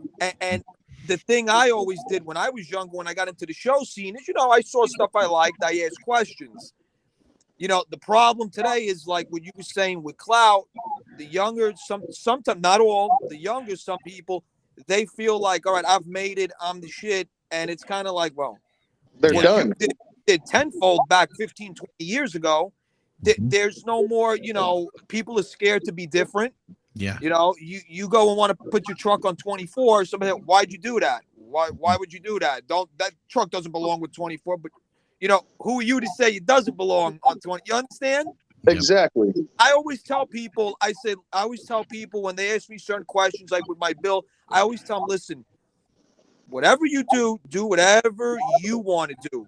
Yeah. F what anybody thinks or what anybody tells you. You're going to have people that are going to love it. You're going to have people that are going to hate it. Yep. But make sure you do it to the best of either your ability, or if you're having a shop do it, the best of their ability. You understand? Go ahead. Sorry. You know, don't do like something where you just want to do it, but it's, you understand, as long as at least you're trying, you're in the right direction.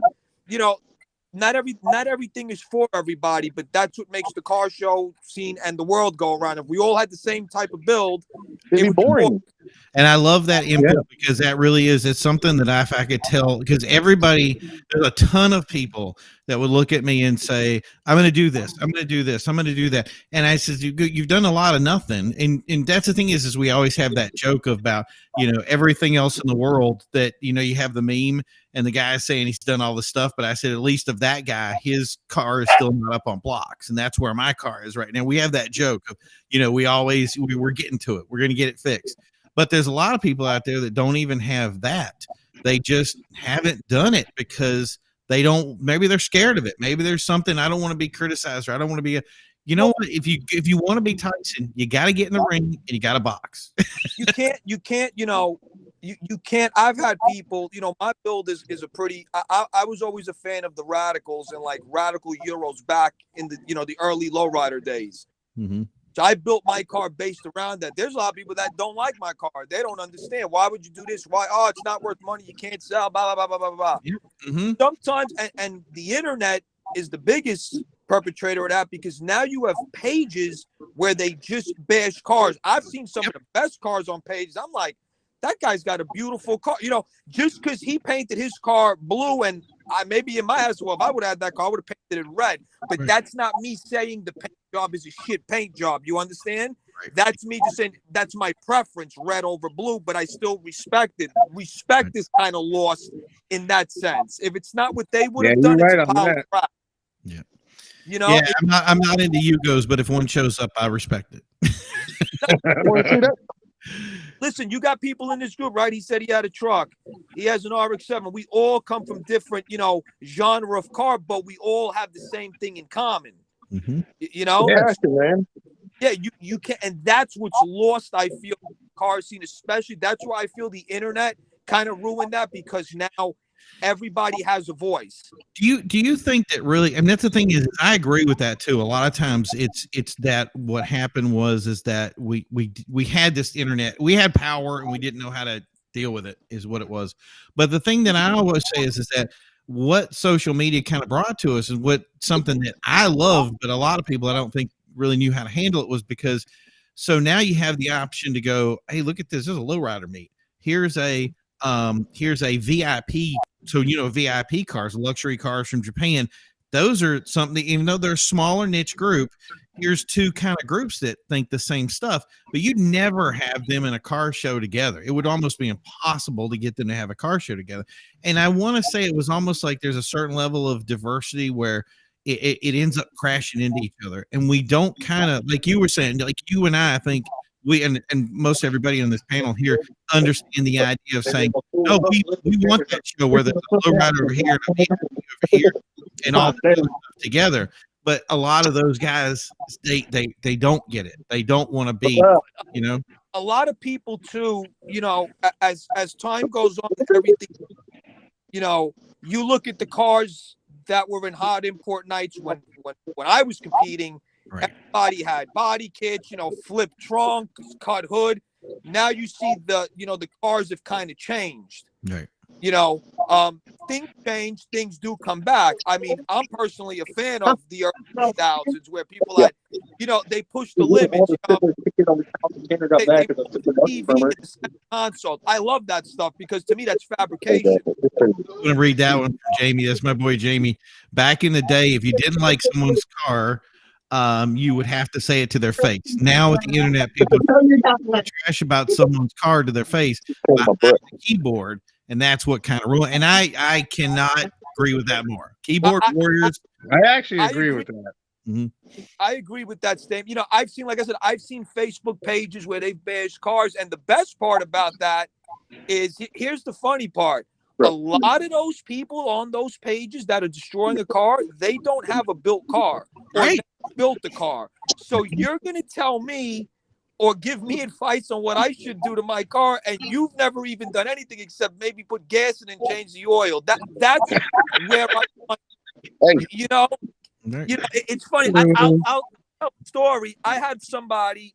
I was at a car show one day with my car, and they had given me some best, I forgot what it was. So, you know, a guy maybe in his young 20s, he says, I don't understand why, you know, you would pick this car to do all this. You can't even really drive the car. And he's like, why would they give you best this or that? So my first question, I said, let me ask you something. Do you have a car in the show? No. I said, okay. Do you have a car like for shows? No. I said, you're asking me why I did this and telling me what I should do. Right.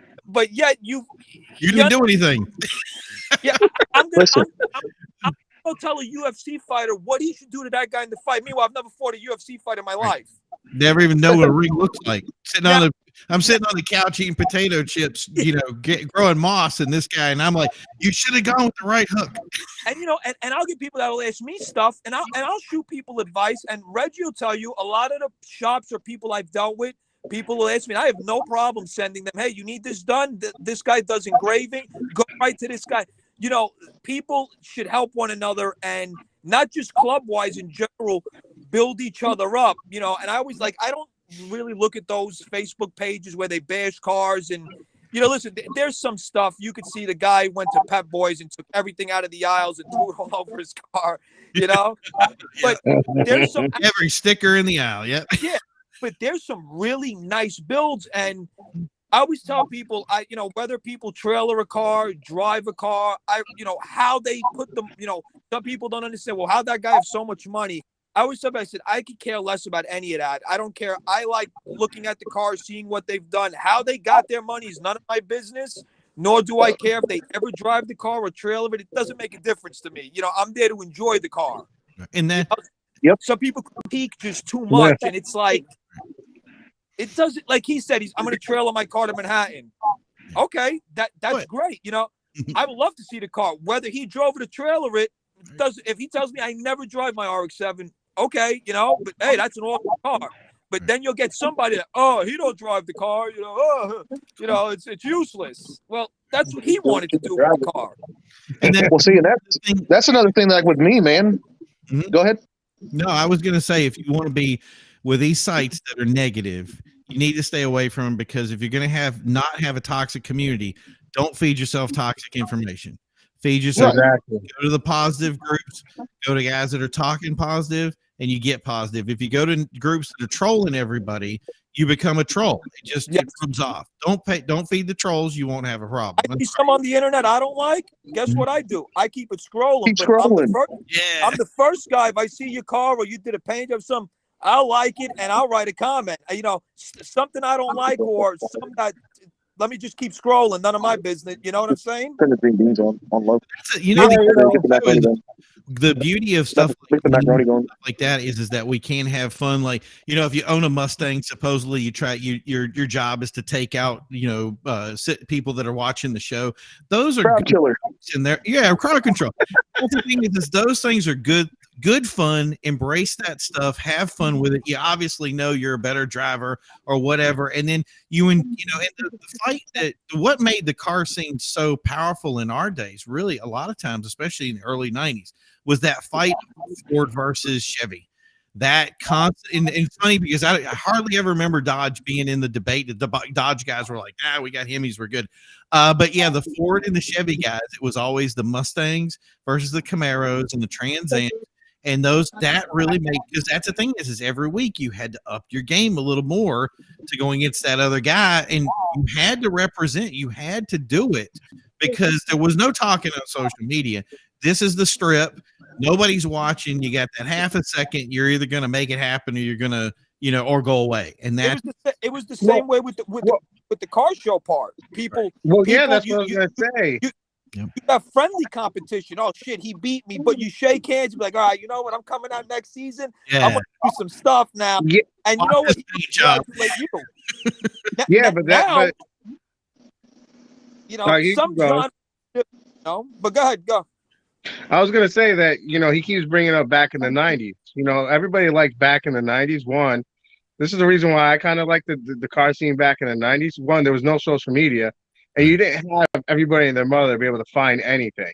Yeah. You know what I'm saying? So like the car scenes at night were, they were big, but it was people that people knew, and it was most likely like an invite thing. If you didn't know about it, you weren't going to find it. Right. Yeah. Is that what we need to do? Do we need to, because a lot of the stuff, especially the pop-up meets, are open now. Do we need to go back to that world? You're just saying, look, we're going to have this event. Nobody's going to know about it. Here's the people I want to invite to it. And those people get to come and the bigger shows obviously are open because they're, like Hot Import Nights or, Import Evolution. That stuff's open. But for the most part, when your car shows, do you want to lock everybody out? Is that the answer too? That I'm not saying it's more like the answer, but you guys seem like it's all like you, because you keep bringing it back, like how it was back in the day. Is because if you really think about it, it's because it was a known thing, and it wasn't, I'm going to be a punk and show up and then like start shit, right?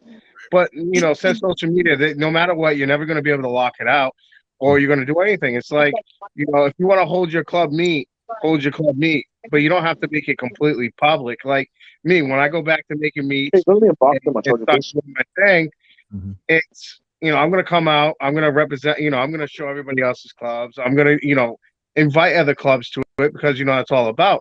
And it's the same thing before, like anybody can come, like no matter if it's a car, bike, dirt bike, I don't give a crap what it is. If it got wheels, it can show up. You know what I'm saying? Wheels and a motor, let's call it a day. Yep. Let's everybody have a good time. But it's let's have it to where, okay, if people want to go street race or whatever, have it completely far away and away from where everybody else is enjoying the cars. Not let's go blast it out the parking lot and do 120 miles an hour leaving. Mm-hmm. Yeah, I agree with that. It can never go back to how you said. See what you said? Go back to only because nowadays you have cell phones. So even if you don't want anybody to know, somebody there's taking a live video or a picture and they're uploading it, people will know. So like he said, we have, like, you want to do street race and have it separate from there, where you want to go after that, don't come after the show. You know what I'm saying? Phil found the thing. Yes. Did you find Chrome? Is that the secret? Huh? Is that the secret? You found Chrome? No, I don't know what I did, dude. I've been trying for the last 20 minutes. Yeah, when I had to do it, I had to get out of the app and actually go through Chrome. Oh, did you? Dude, I don't know. Copied and pasted to something, and it just, I was like, But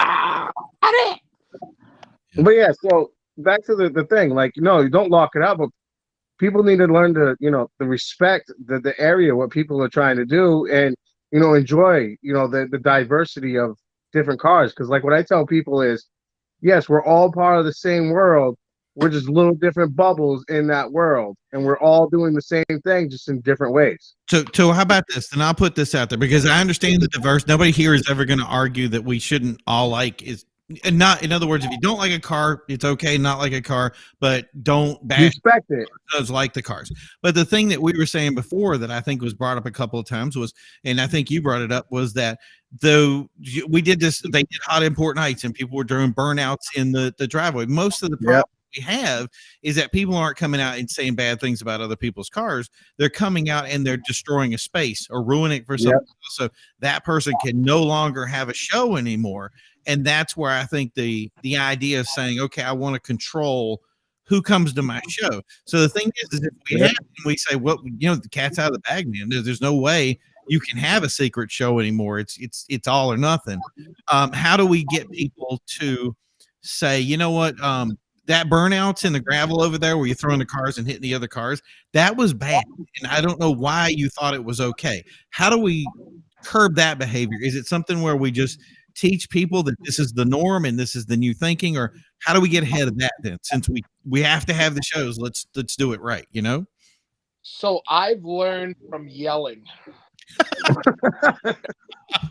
You're good at it, right?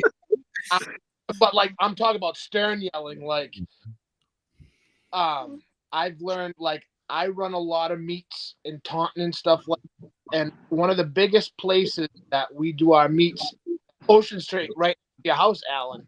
Yeah. I know.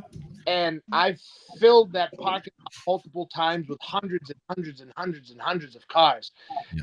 As somebody starts acting, I'm like a spring chicken, beginning to end. I'm running all over the parking lot like a madman.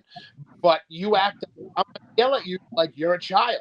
Yeah. I'm gonna scream, I'm gonna yell, and people learn, like, you know what, we better respect this because he doesn't give anybody up unless you really, you know what I mean? Right. Okay.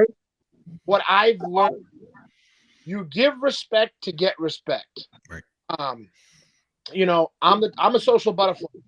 I'll walk up to you, I'll shake your hand, I'll talk your ear off. You guys will go nuts. You guys will go crazy. But at the end of the day, people are like, all right, this dude's a and a big thing is if you're a clout chaser, people will not respect you. Right. People will not respect you. I mean, if you guys want to see a variety of cars, come in my backyard. I got one of every genre. Okay. You know what I mean? But like my big thing is respect people, and the people who don't respect you, yelled at. And if you make an example out of somebody, they're asking to be an example of. You scream and yell at them like they're a child in front of people, and people laugh at them. People will think twice. You know what? I really don't want to do that because I don't want to look like that clown. All right. So, go ahead. Go ahead. You go, Danny. I was gonna say, look, I agree with what he just said. People are stern, and Al, you definitely know about low life standards, right? How many times have they had to shut down, not do meets for a long time, and they have a whole staff that runs around and stops that, and people still destroy it. There's so many people that show up to that car meet because they do it very so often that you get everybody and their mother in Rhode Island, Connecticut, and Mass showing up to this thing, and literally will destroy it. I mean, you got people that won't do anything. What, a couple of years ago, you had the person that threw a gun out on somebody, all this other stuff, and they literally would destroy burnouts, everything. They didn't give a crap. So are they letting that stuff? So Phil, that would not happen on the show. But no, they don't. They don't let it happen. Like you see them. Like it would be if Phil had a show and some guy was being rude, and that's the thing is I'm doing this from experience now.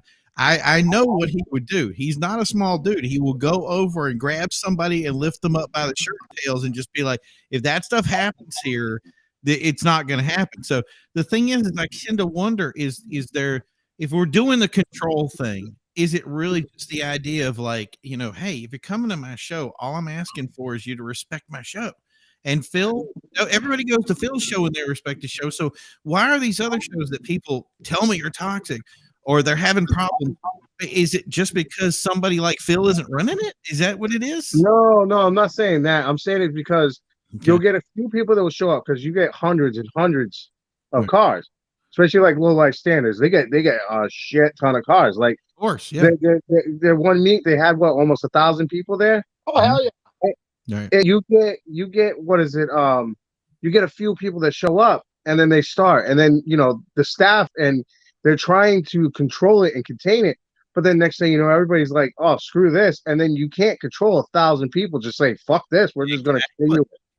So Let's just get out of hand real quick. So if I can't use Phil, who do I get? Is there something that I post in the event that I say, look, guys, I know it's going to be 1,000 people there. This is a spot that somebody has been kind enough to let us use, and if we don't use it right, they're going to kick us out. We'll never have that site again. How do we do it? How do we change it? Oh, my boy Tony's. So what I'm going with that is, let's say like a low life standard meet. It would be pretty hard to do, but it could be doable. Control the amount of people showing up and who's leaving and letting people in. Almost run it like a real show. And in that way, you can control on exactly what's going on. Oh, somebody's actually going to try to start, acting stupid. Shut that down real quick before it escalates and makes a giant wave. I'm going to read this too. So BC, Tony Torres, BC, one person does stupid blank and gets away with it, then everyone thinks it's okay. And I totally agree with that. The thing that I said is that, so I would never look, that's the thing, is everybody wants a bigger show. Let's be honest. I know we talk about the bad stuff about clout and all this other stuff, but let's be honest. If you had a show of 30 people, if I said you can have a show of 30 people, you can have a show of 10,000 people, you're going to go with the show of 10,000 people. And things like, okay, so what is it? UTI or somebody, like there was some Yukon car show. Thousands of people. Now I could not. That field went from one side to the other. It would be. I'd have a crew of 50 people, and I wouldn't be able to control it. And they never have a problem. So if those guys are having an issue, what do we do to help? And the thing is this is not about criticism. It's not saying that they run a bad event. I love the stuff that they do. I know the people that run this stuff, and I'm people who are wanting to do that, who have the ability to do it, to be able to learn from somebody and say, hey, you know what? Next time I do that, let's try this. And maybe we'll have the same kind of show and we'll have 1,000 people. Imagine if every car show you went to, because we have the people to do it, had thousands of people at it and we never had a problem. And more people wanted to be involved in it. And Tony Torres, Phil for president. So just saying, I'm going to vote for Phil too. Well, so how do we do that, So, I'll give one thing to Matt Madison.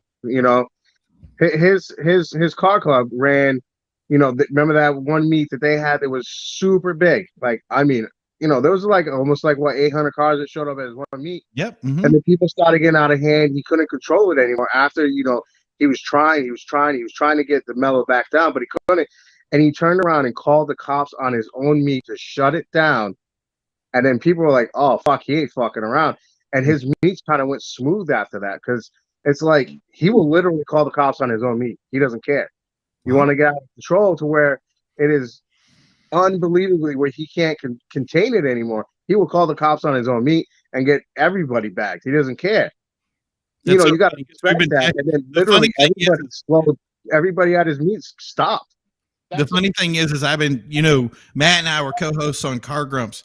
I've been sitting the whole night about talking about the show. I was like, you got to come out and at least check it out. So it's funny because I did not ever know that. So I'm going to ask him right now. It was I believe it was a Taco Bell meet. Yeah. And he literally shut it down. He literally called the cops on his own meet because it got so out of control because people were leaving, doing burnouts, all this other stuff. And I was like, dude, I kind of respect that.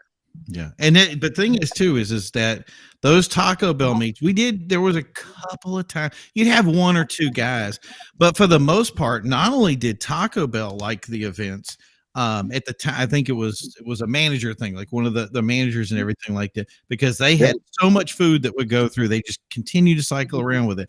But not only that, but he filled up the whole area. And one or two problems here or there, like it was what it was. So I just and that's how how do we get that for everybody? And I know Phil can. So now, but like I'm saying, I still respect what he did, because after that, his meets were like super calm. Like you said, he had maybe one or two couple of people doing stupid shit, but you didn't see them come back. Right. Yeah. Oh yeah. No, because everybody else is like, no, we ain't fucking with that. Phil and Matt are the same way. If you messed up at their meets and you did something wrong, don't come back. I'll advise you right up front, like don't come, because it's not just one guy. You're not just dealing with Matt. Yeah. With a troop of people. See, that's the thing is I know that when you go to Phil's thing, it's not, you may see just Phil. Phil's going to be the guy that's out there in front, and he's going to shake hands and be friendly to everybody, which I think everybody should be like that. But it's not only that, but like you don't see the guys in the background, all the support guys that are there that are supporting them, that are always saying these are guys that are running a good ship that's tight. We want to make sure that we protect it. And if our car community is trying to protect something and they own it, maybe that's the trick, right, Phil? That's a big thing. Like with Matt, with what Matt does, the fuck around and find out. Like, yeah. So now when I run my meets, like I run them in this is my city. I'm good with all the cops, all that stuff. They come down on Facebook. They come down, and if they're bored at night, they come down. You'll see 2 or 3 cruisers come. They'll park. They get out of they come and they hang out. True. I've seen it. So like the biggest thing, like with what Matt did, that wasn't the wrong thing, because I tell you the honest truth.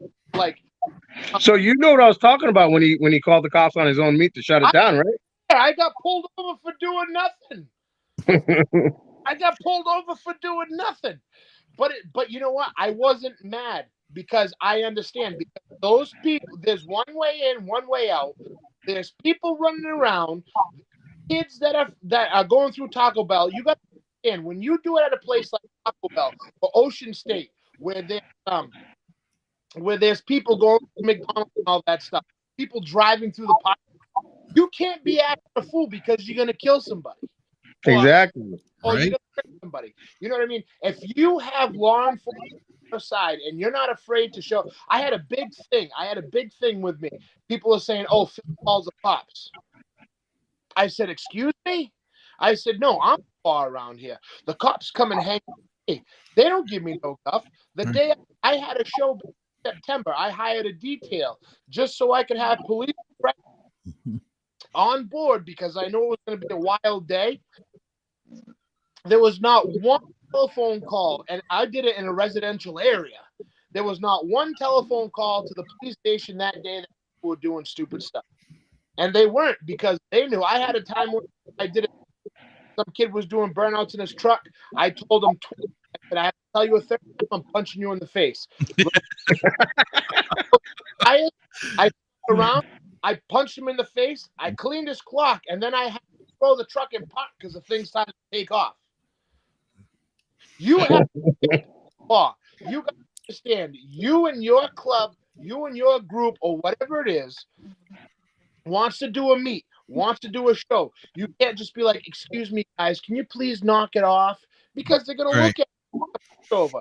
You got to tell them, "Hey, mess around again, I'm going to clean your clock." But when they do, because they got to test you got to go through with it. And well, the funny thing is they'll come up to you and they'll say, "Yeah, we're definitely fixing it," and then they won't fix it. Like, there's a couple of good guys that, "Hey, can you not do that?" They're going to be okay. But like, you get the guys that you're like, that dude is rocking the boat. He comes in and he does something. He may not do we had that happen up in UMass Lowell. And the guy that came up and he says, no, I'm not doing any burnouts again. And he went right back. He did a circle, came back into the parking garage, and then did another burnout right after. We're like, "Are you serious?" And I was like, "Dude, you got to go up and, they had a detail there." So I was like, "Dude, send the detail up and have him deal with it." And when that guy showed up, no, it didn't happen anymore. No, you go up there with the detail, show your face, the detail, your backup. If you're going to throw a car show, you're going to throw a meet, you have to own it 100%. Right. Like, you got to understand, like, when you do it, and that's what a lot of people don't like nowadays. They don't understand. People start doing burnouts. And, well, you got to stop them. "Oh, I have no control over it." Well, you know what? Honest truth. 1, you don't have the respect. 2, you don't have the respect. And 3, you have no business throwing a car meet if you can't control what's going on. Because you got to understand, from the first person that pulls in to the last person that pulls in. First person who leaves, the last person who leaves. All those people who show up, 110% are your responsibility. Yep. I agree with that. That Like there was this one girl that I held a meet, and it was you know, it was kind of one of like those rainy on and off days, kind of, you know, people kind of coming in and out. Next thing you know, people started doing burnouts. I'm like, oh fuck this shit, doing donuts. We got to stop. Those people left. Next thing you know, you had this girl in. Nobody knew it was a girl because its windows were tinted. Started blasting donuts, and then, you know, we went and yelled at her. She gets out of the car, and then she takes her little 5-year-old daughter out of the car. I'm like, you fucking retarded. I'm like, that's a good way. Gotta go blow donuts. My favorite to this day is the dude that did donuts in the.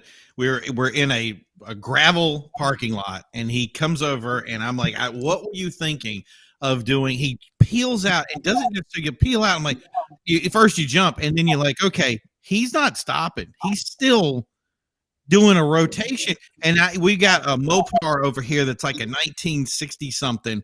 And I'm seeing this thing that's been restored to pristine condition. And this guy in his Lexus is about ready to come rolling around. Thankfully, like 3 guys, funny enough, I think it was, remember Jason DeChong. And Jason is running at this car.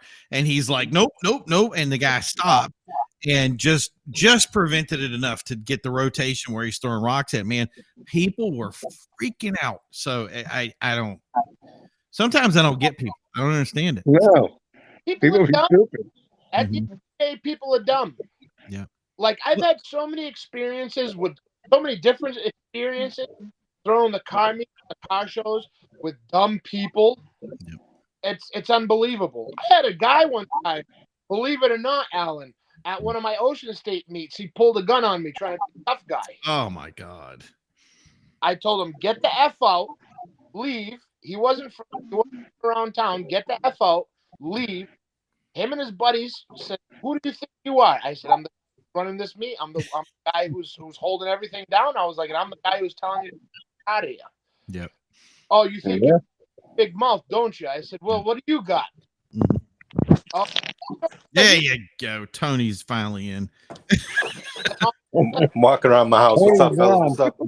I said, help. And this is where the respect of the attendance, having respect for the people who show up, because the mob about 150 people who came running over to see what was going on. Yep. Now, Phil, we got Tony in here because he wants to vote you in for president. Tony! We're starting the campaign today, Tony. What should we start with? Where I think we need to get some flyers and some stickers and some stuff. We need to get Phil out there. What is it? Shake some hands, kiss some babies, and start taking some pictures with people. I know he likes lollipops too. So. Yeah. This is one of my idols right here. This man right here, Tony Torres. He is one of the reasons why I started doing meets and shows, because he and a little fire under my ass. Tony runs a tight ship over there. You know that, right? Did you see his video drop? Yeah, I was there. That thing was amazing, dude. I want a little gun thing. Yep. It doesn't work, but it still looks cool. Yeah. So what did you think about your video, Tony? Was it nice? Did you like it? You getting it out? You getting the views and stuff? Yeah, I thought it was a dope experience. It was something that we wanted to do for a while, and I ended up the videographer for the car show. He actually introduced me to LaShawn. Yeah, and we just had a conversation one day in a parking lot, and we were like, "Hey, I want to do something like this. What do you think?" And he said, "Yeah," and I'm like, "Okay." And we kind of they were like, "Hey, just get everybody to the house." I got everybody here, and then next thing I know, there's like boom lighting going up. There's microphones going everywhere. I'm like, oh shit, this is like. You didn't know how serious he was until he showed up, huh? Huh? You didn't know how serious he was until he showed up, huh? Yeah, because they didn't include me in any of the like the planning of it. They just kind of did their own thing, and they were just like, get everybody to the house, and I was like, okay. And you don't matter. You were just the face. Yeah, they just took it from there. The only thing that I said was, don't make it about me. And then they started asking questions about me. So And you knew it was all about you after that, huh? Yeah. The one thing I said, don't do. It's kind of tough not to do that car show and not kind of, I don't know, include you a lot. So I don't know. My thing was that I don't want it to be like about, I never wanted to ever to be about me. Right. You know, I like being the guy that nobody knows. I like it for people to just say like, hey, that's a great show, not, hey, Tony throws a great show. I like it to be, because it's a team effort, really. You know what I mean? Well, LaShawn, that's the thing is I think they did a great job of it. There's obviously there are some faces in there that we all know that are part of that your organization that really just put that show into you know what I mean? It's just a support team that has become stronger and stronger over the years. And I think he did an incredible job of not just, you know, taking through because the thing is it was part of your journey that was of the ups and downs that I think was a story that had to be told. It needed to be told that other people can learn from, but also to share that team mindset that came together that kind of solidified it. And I think he knocked it out of the park. I think it's good enough to be a documentary that I'd watch on something, you know what I mean? Then you guys ended up putting it on what do you call it? On you played in a theater, right? No, we actually, it was funny because we did like I have like a 2-car garage. So LaShawn came here, we set up like a big screen, and, you know, we had some of the people, like a real intimate thing. Like, I think it was like 10, 15 people, and we watched it, and it was like right before Halloween. And, me and him I had already watched it about 10 times. So I already knew everything. And, me and LaShawn were in the back of the garage, and we're just watching everybody watch it. And he's like, this is awesome. And I was like, what? Like, I've never been in a room where people have watched my work, like, right in front of me. So he's like, this is awesome. And I was like, it'd be pretty dope if we could rent a movie theater. Yeah. And he's like, oh, yeah, that would be cool. And I was like, imagine that. Like, we have 15 people here. Imagine 200 people. Yeah. And he was like, yeah, that'd be pretty cool. And the next day I called Braintree Movie Theater. I called Randolph Movie Theater. I called a couple in Dedham. It's funny, till this day, I'm still waiting for Randolph Movie Theater to call me back. And then ultimately, we just decided to just do like a hall. We rented a hall. We did all the food included, stuff like that. It was more personal. Yep. Movie theater was just the 4 walls of the theater, and that's it. Where we rented the hall, and I could set up. I have like trophies from all the years. Yeah. So like I had my trophies set up. I had pictures on display throughout the years. I had I used to have like the team sign my t-shirts. I had like t-shirts on display. So I had some pretty cool artifacts from throughout the years, you know what I mean? So like some of the guys that came like, oh, I remember this car, or like I remember that picture, like, you know what I mean? It kind of brought people back, and then, you know, everyone ate lunch, and then we watched the documentary, and it seemed like everybody had a good time. So I know still did. My favorite part was the free. I'm glad you didn't do it at a movie theater, because they have to pay $1,500 for popcorn and soda. I think initially the conversation I had with the Randolph movie theater, I think the lady thought she was scaring me, because she was like, oh, how many people? And I was like, I don't know. You know, this is not something that we normally do. I was like, how much is it to rent a theater? She gave me a price, and I said, okay, that's fine. And she goes, I need the lobby as well. She gave me a price again. I said, that's fine. And she was like, oh.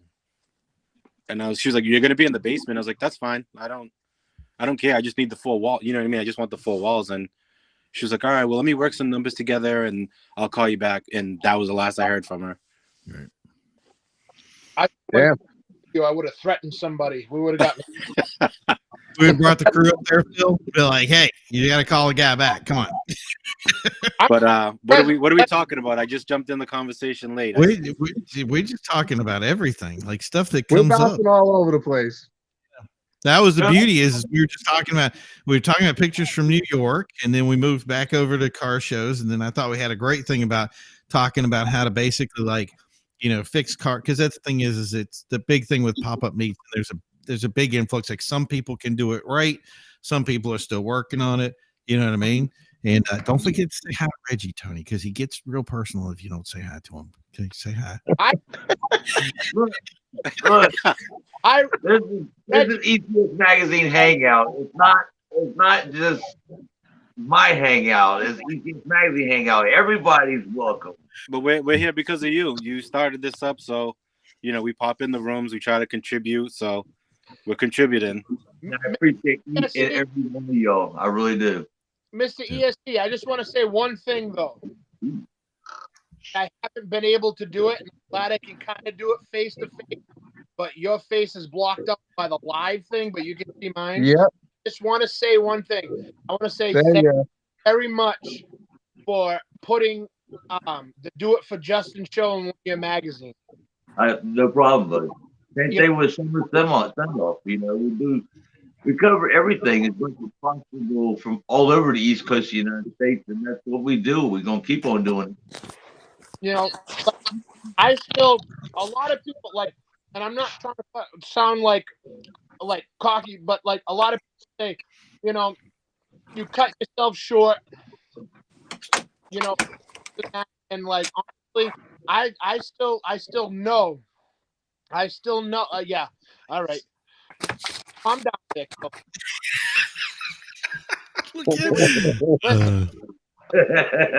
But like he's gonna keep going, Phil. You gotta let him go. Tony's gonna be the new spokesmodel. Look. There you go. Don't tempt him, man. He'll do it too. A small time guy like me, like doing something to get your attention to put the magazine in the world to me, and like that's another reason why I keep pushing. It's things like that. You know what I mean? Like, I'm 33. But like that's like honestly that's motivation, and that's what I see a lot of people like a lot of these young people coming out. That's what they lack is motivation. They don't understand. They think their first show in a magazine. They think their first show should be a some documentary. You know what I mean? You don't start that. My name is still, people hear Phil or people hear Catch Me Running Naked. They're like, who's that? They're like, I love that name. Just you wait till springtime. There might be a little T-shirt drop. Oh, I can't wait. I'm in. Sign me up for one. But like they see that like, oh, I should be in a magazine because I throw these meets and 100 people show up. I've thrown meets with 1,000 people have shown up. I've never got the credit. People still don't know who I am, and it's just they don't understand that anymore. You know what I mean? They think that they put air rides or a set of coilovers with these half-ass 3-piece wheels that they bought from their next door neighbor that are all curb wrapped. Like, yeah, I got the world. Damn, Phil, you going in? Dude, he rants. You gotta wait. He goes deep. It's completely fine because I stand in front of y'all and the whole rest of the world. If it weren't for you guys and my photographers like Dino and my other ones that was in here earlier and stuff like that, I wouldn't keep doing what I do now.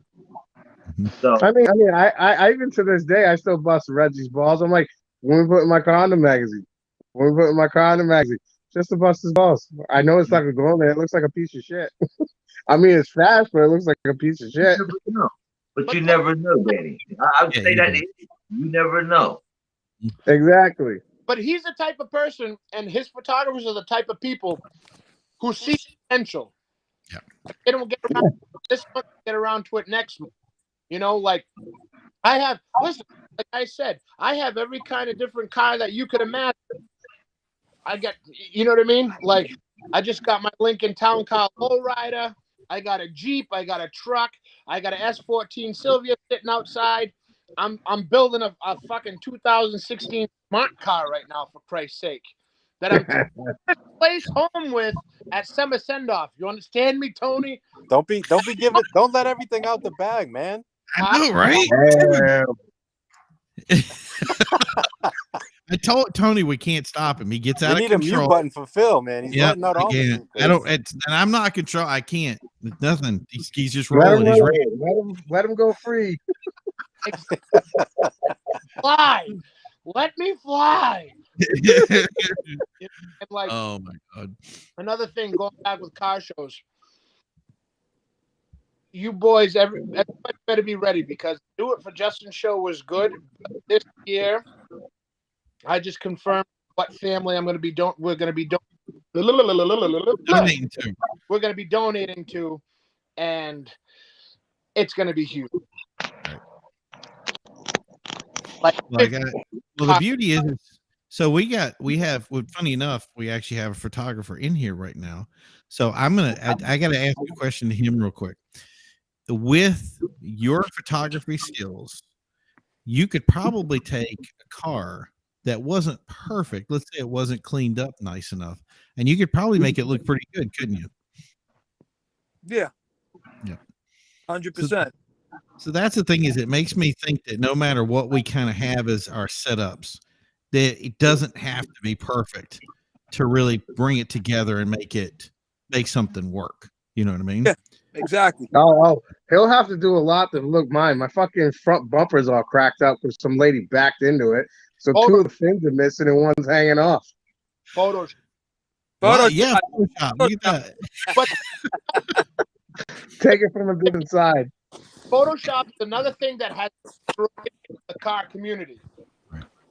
Oh, dude, I've seen cars online, and you think like this sound like what you said, then you go to the car show and you're like, what the fuck? This thing looked online like it was fucking a 100-point show car. Oh, too funny. Like an EQ model, for Christ's sake. And Dude, it's not there anymore. You'd be amazed at how much those fashion magazines take eye rings, all that craziness, just take it right out. It's just gone. Absolutely. Yep. And that's not fair. That is cheat code. Well, that was the thing, which we were doing the What It's Like to Drive series, and people would come up. I remember the Truno dudes, and they were like, "Hey, we're going to bring our A86s out." And they were like, remember, we're drift guys. We don't wash these cars. I'm like, don't worry about it. Just bring them up. Let's drive them. Let's show them what they're like. And we had a blast. Like that car was, and it had an 86, so it had an antique plate on it. And it was the perfect one right out of Initial D. And when we did the film at the other one, they watched it later and they were like, I didn't even notice the thing was dirty. It looked amazing. So, yeah, you can edit now and all all these apps and stuff like that. It's insane. The cleanup you can do is, it's crazy nowadays. The technology. It's just that's the way that's the way it is. Mm-hmm. Exactly. That's why I've noticed when we were talking about before with back in the day with car show registrations, I noticed some of the indoor shows now say when you show up in person, even though you got accepted, it look like what it looked like in the picture, you can get turned away. That's hilarious. It didn't look like the picture when the guy was done with it. So yeah, exactly. But I think that is fair. Yep. 110%. Well, that's what we were saying. That's what we were discussing earlier. That's what we were talking about kind of before you came in. That's what I was saying. I know certain shows do screening process, because like what you just said before, when you said, some guy that throws bags and chipped up wheels on a car, they think they got they got some. That my area here in like New York, New Jersey, that's a big thing too. A lot of guys are like that same thing. They throw wheels on a car and they think right away like, that's it. I'm like, damn. Back in the day when I went to a show, I had a paint job, wheels, and interior. The judge was like, "That ain't enough. You got to do more." Yeah. Absolutely. Tony? Have you ever kicked anybody out of your show because they just didn't cut the mustard? No, I mean, I've had people say like we need to do a screening process, but the way that I look at it is not everybody can afford the hobby. You know what I mean? Like it can get expensive really, really fast for people. Yeah. It's for us, it's more about just come and have fun. I don't care if you have two wheels. I don't care if you have and I think four it's wheels. funny that yours doesn't have. I don't think I've ever seen a bad car at your show. Early when we started doing it, we had like some of the categories that we had. We would do like under construction. So people would Yeah. bring some under construction cars, like some really bad ones, and we'd be like, hey, like, is this thing gonna make it out of the parking lot? You know what I mean? I think there was a one that was in primer, and I think she had pink wheels, and it was a woman that she brought her car out, and I was like, this thing is definitely gonna be a work in progress. And I don't know if she won or not, but I can't remember. That goes a while ago, man. So yeah. We've had stuff like that. We're more about just having fun, and I think people appreciate that part of it. You know what I mean? Like, yeah, we give out trophies, but at the end of the day, you have half the people come up to you and go, "Man, that was awesome. That was a great time." That, to us, that's what it's about. And I think that's in the thing that it's funny because I was seeing it now with especially with your show, with Phil's stuff. There is a certain sort of exuberance that people have when they come to it, that they're going to meet and talk to people, and everybody that they talk to is going to be friendly. And it's just something that I don't know. I don't know how we'd ever catch that or put that in a box. I don't think you're ever going to be able to have a training class and tell people, look, you want to run a show, this is how to make it happen. It really just has to do with the people that are showing up in the company you keep, maybe, I don't know, but it all kinds of, I think we were saying this before, you go into a toxic showroom and you keep getting toxic stuff, and toxic stuff happens. But if you're a positive person and you keep bringing positive people in, then maybe that's the secret. It really is just, there comes a point when there's just too much positive to overcome. And I mean, what do you think about that?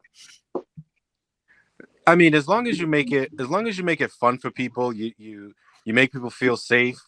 Yeah. You know, when people come into the door, you got to treat them with respect. You treat them with respect, 9 out of 10 are gonna do the same exact thing and go, all right, man, this guy's like going out of his way, spending X amount of dollars that he doesn't have to do to make sure that we have a place to be able to have our own car show where we don't have to hey man, we need another location because we got kicked out of this one. Hey, we need this because we got kicked out of that. Like, when you come to our show, it's a private, secluded parking lot that you can bring your kids with you. You know that you're safe. No one's horsing around. And I think we have the group where if my team don't see it, Phil's there. Phil will say something. You know, we have other people. We have other people at the show that will say, "Hey, man, cut it out." You know what I mean? It sounds like your show's almost like a Broke East meet. Let me see. Like with the safety and stuff like that.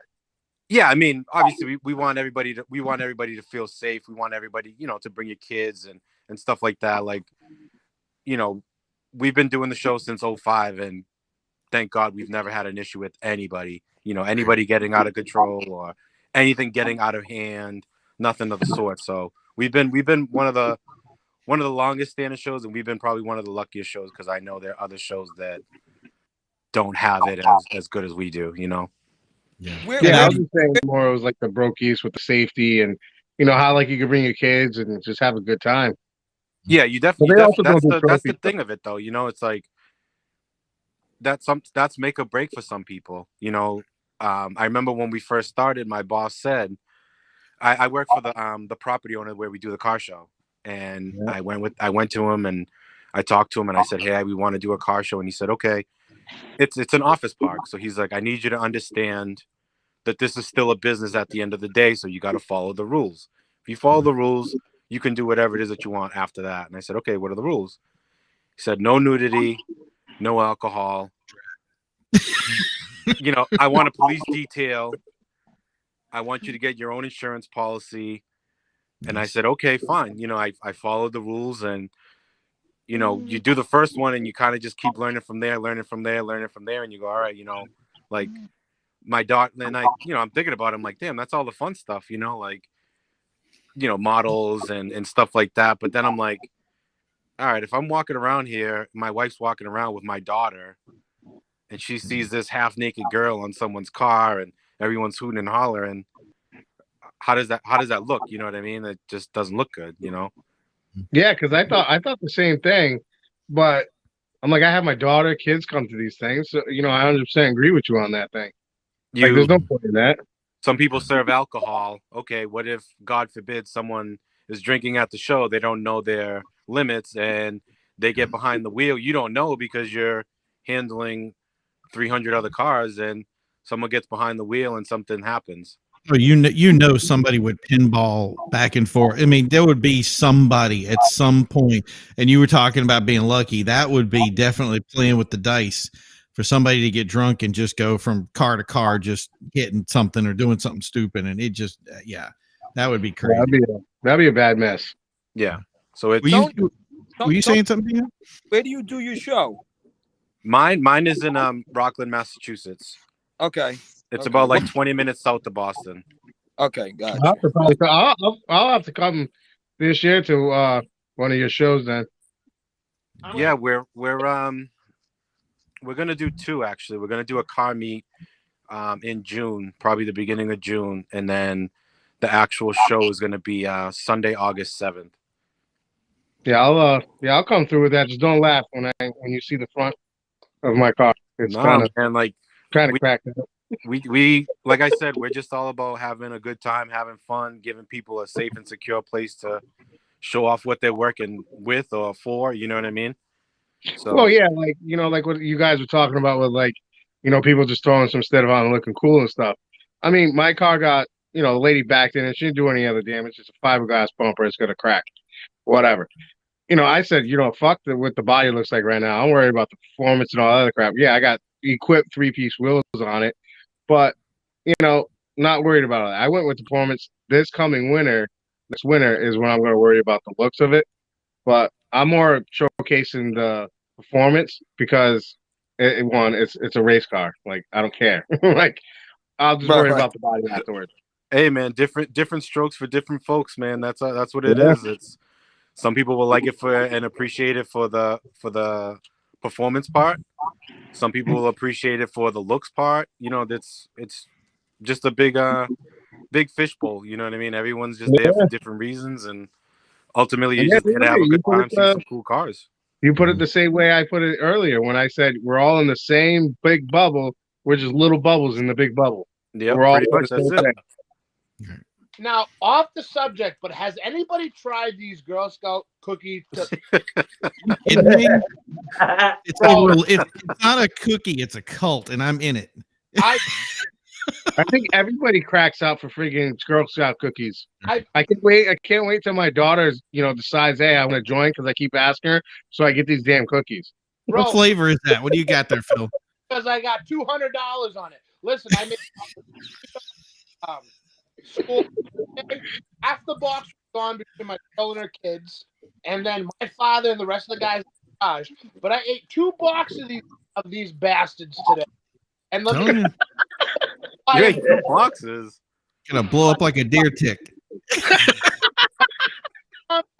By the time this live goes away, I'm gonna be a full-blown diabetic.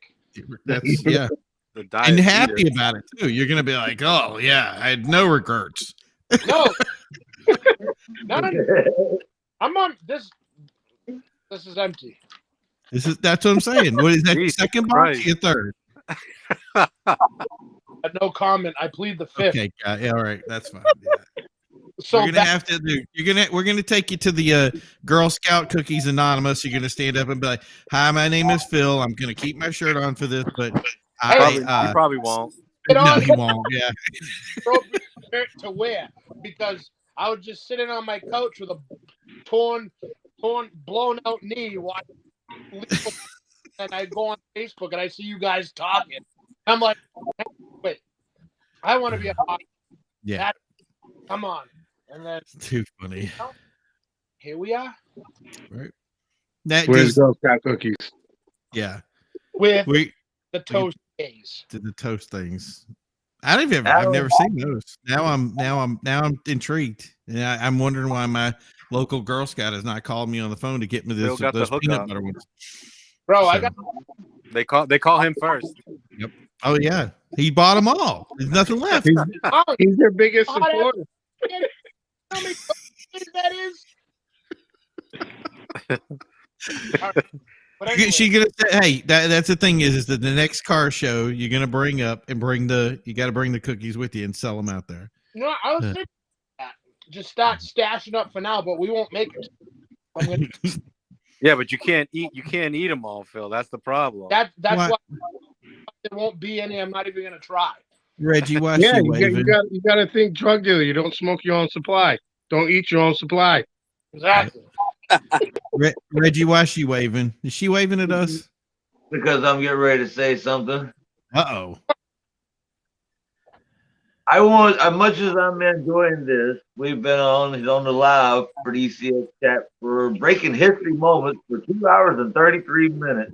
Almost Damn. 34. So I would love to continue this with you guys probably next Saturday night around 8 o'clock. And every Saturday night around 8 o'clock because I seem to enjoy this. And I'm pretty sure you guys are too. I'm having a ball. It's a good time. You're just stuffing yourself with cookies, so you're always having a good time. No, the problem was Phil, you ruined it. You came in here with the Girl Scout cookies, and now that's where he's going right now. He's going to order Girl Scout cookies. He's got to just admit it. Somebody got a phone in the house. Oh. Hey, Oh, before this live ends, I just want to say thank you guys. I appreciate all of you guys' different opinions and support, and it's pretty cool to be. I think I said this last week. It was pretty cool to be able to see different people from different places and just talk shit and have a good time. So, thank you guys for doing this. I think yeah, you know. I would think it was great meeting Dino tonight. That's somebody that's in the car world that I don't think I've met. I haven't met you before, and you came for you're in the New York area, right? Yeah, the New York, New Jersey.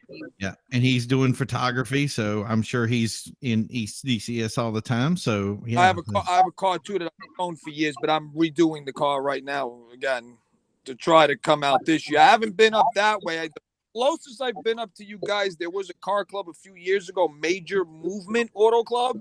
Yeah. Familiar with them? Yes, I've. What are you shaking your head for, Phil? I've heard of it. Yeah, go ahead. Yeah, they I haven't heard of it. I all the way up there with the car. They showed me a lot of love that day. They actually best of showed me that day. They didn't know. It was so funny. I actually didn't know anybody there. Like there was one person from the Bronx, and there's a lot of locals that they go to all the same events. So when I came up, they were like, "Well, where the fuck did this guy come from? This car, like, who the fuck are you?" And then I got, they were all. Everybody was pretty much. It was like what Tony said with his event. They were very welcoming because here in Jersey, when you go to some of the same events, you start to see the same people. Yeah. So you kind of all know each other. It's not a thing when you kind of go outside your realm totally. It's like you almost are like a little nervous, like, well, why are they looking at me? Like, oh.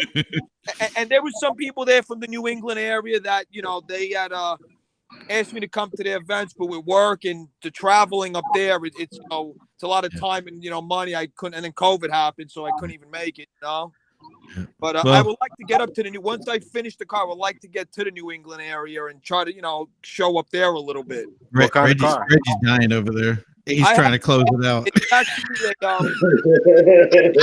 2008 Ford Focus, but it's all not. So how about we do this? Because Reggie wants to go to sleep tonight, and he wants to have Girl Scout cookies. So look at that; she's already asleep over there doing her thing. So Reggie, it's all you, buddy. You close us out for the night, and everybody, thanks for coming in. So go ahead, Reggie. Shoot us out. Enjoy talking to all of you. All right, guys. Bye, guys.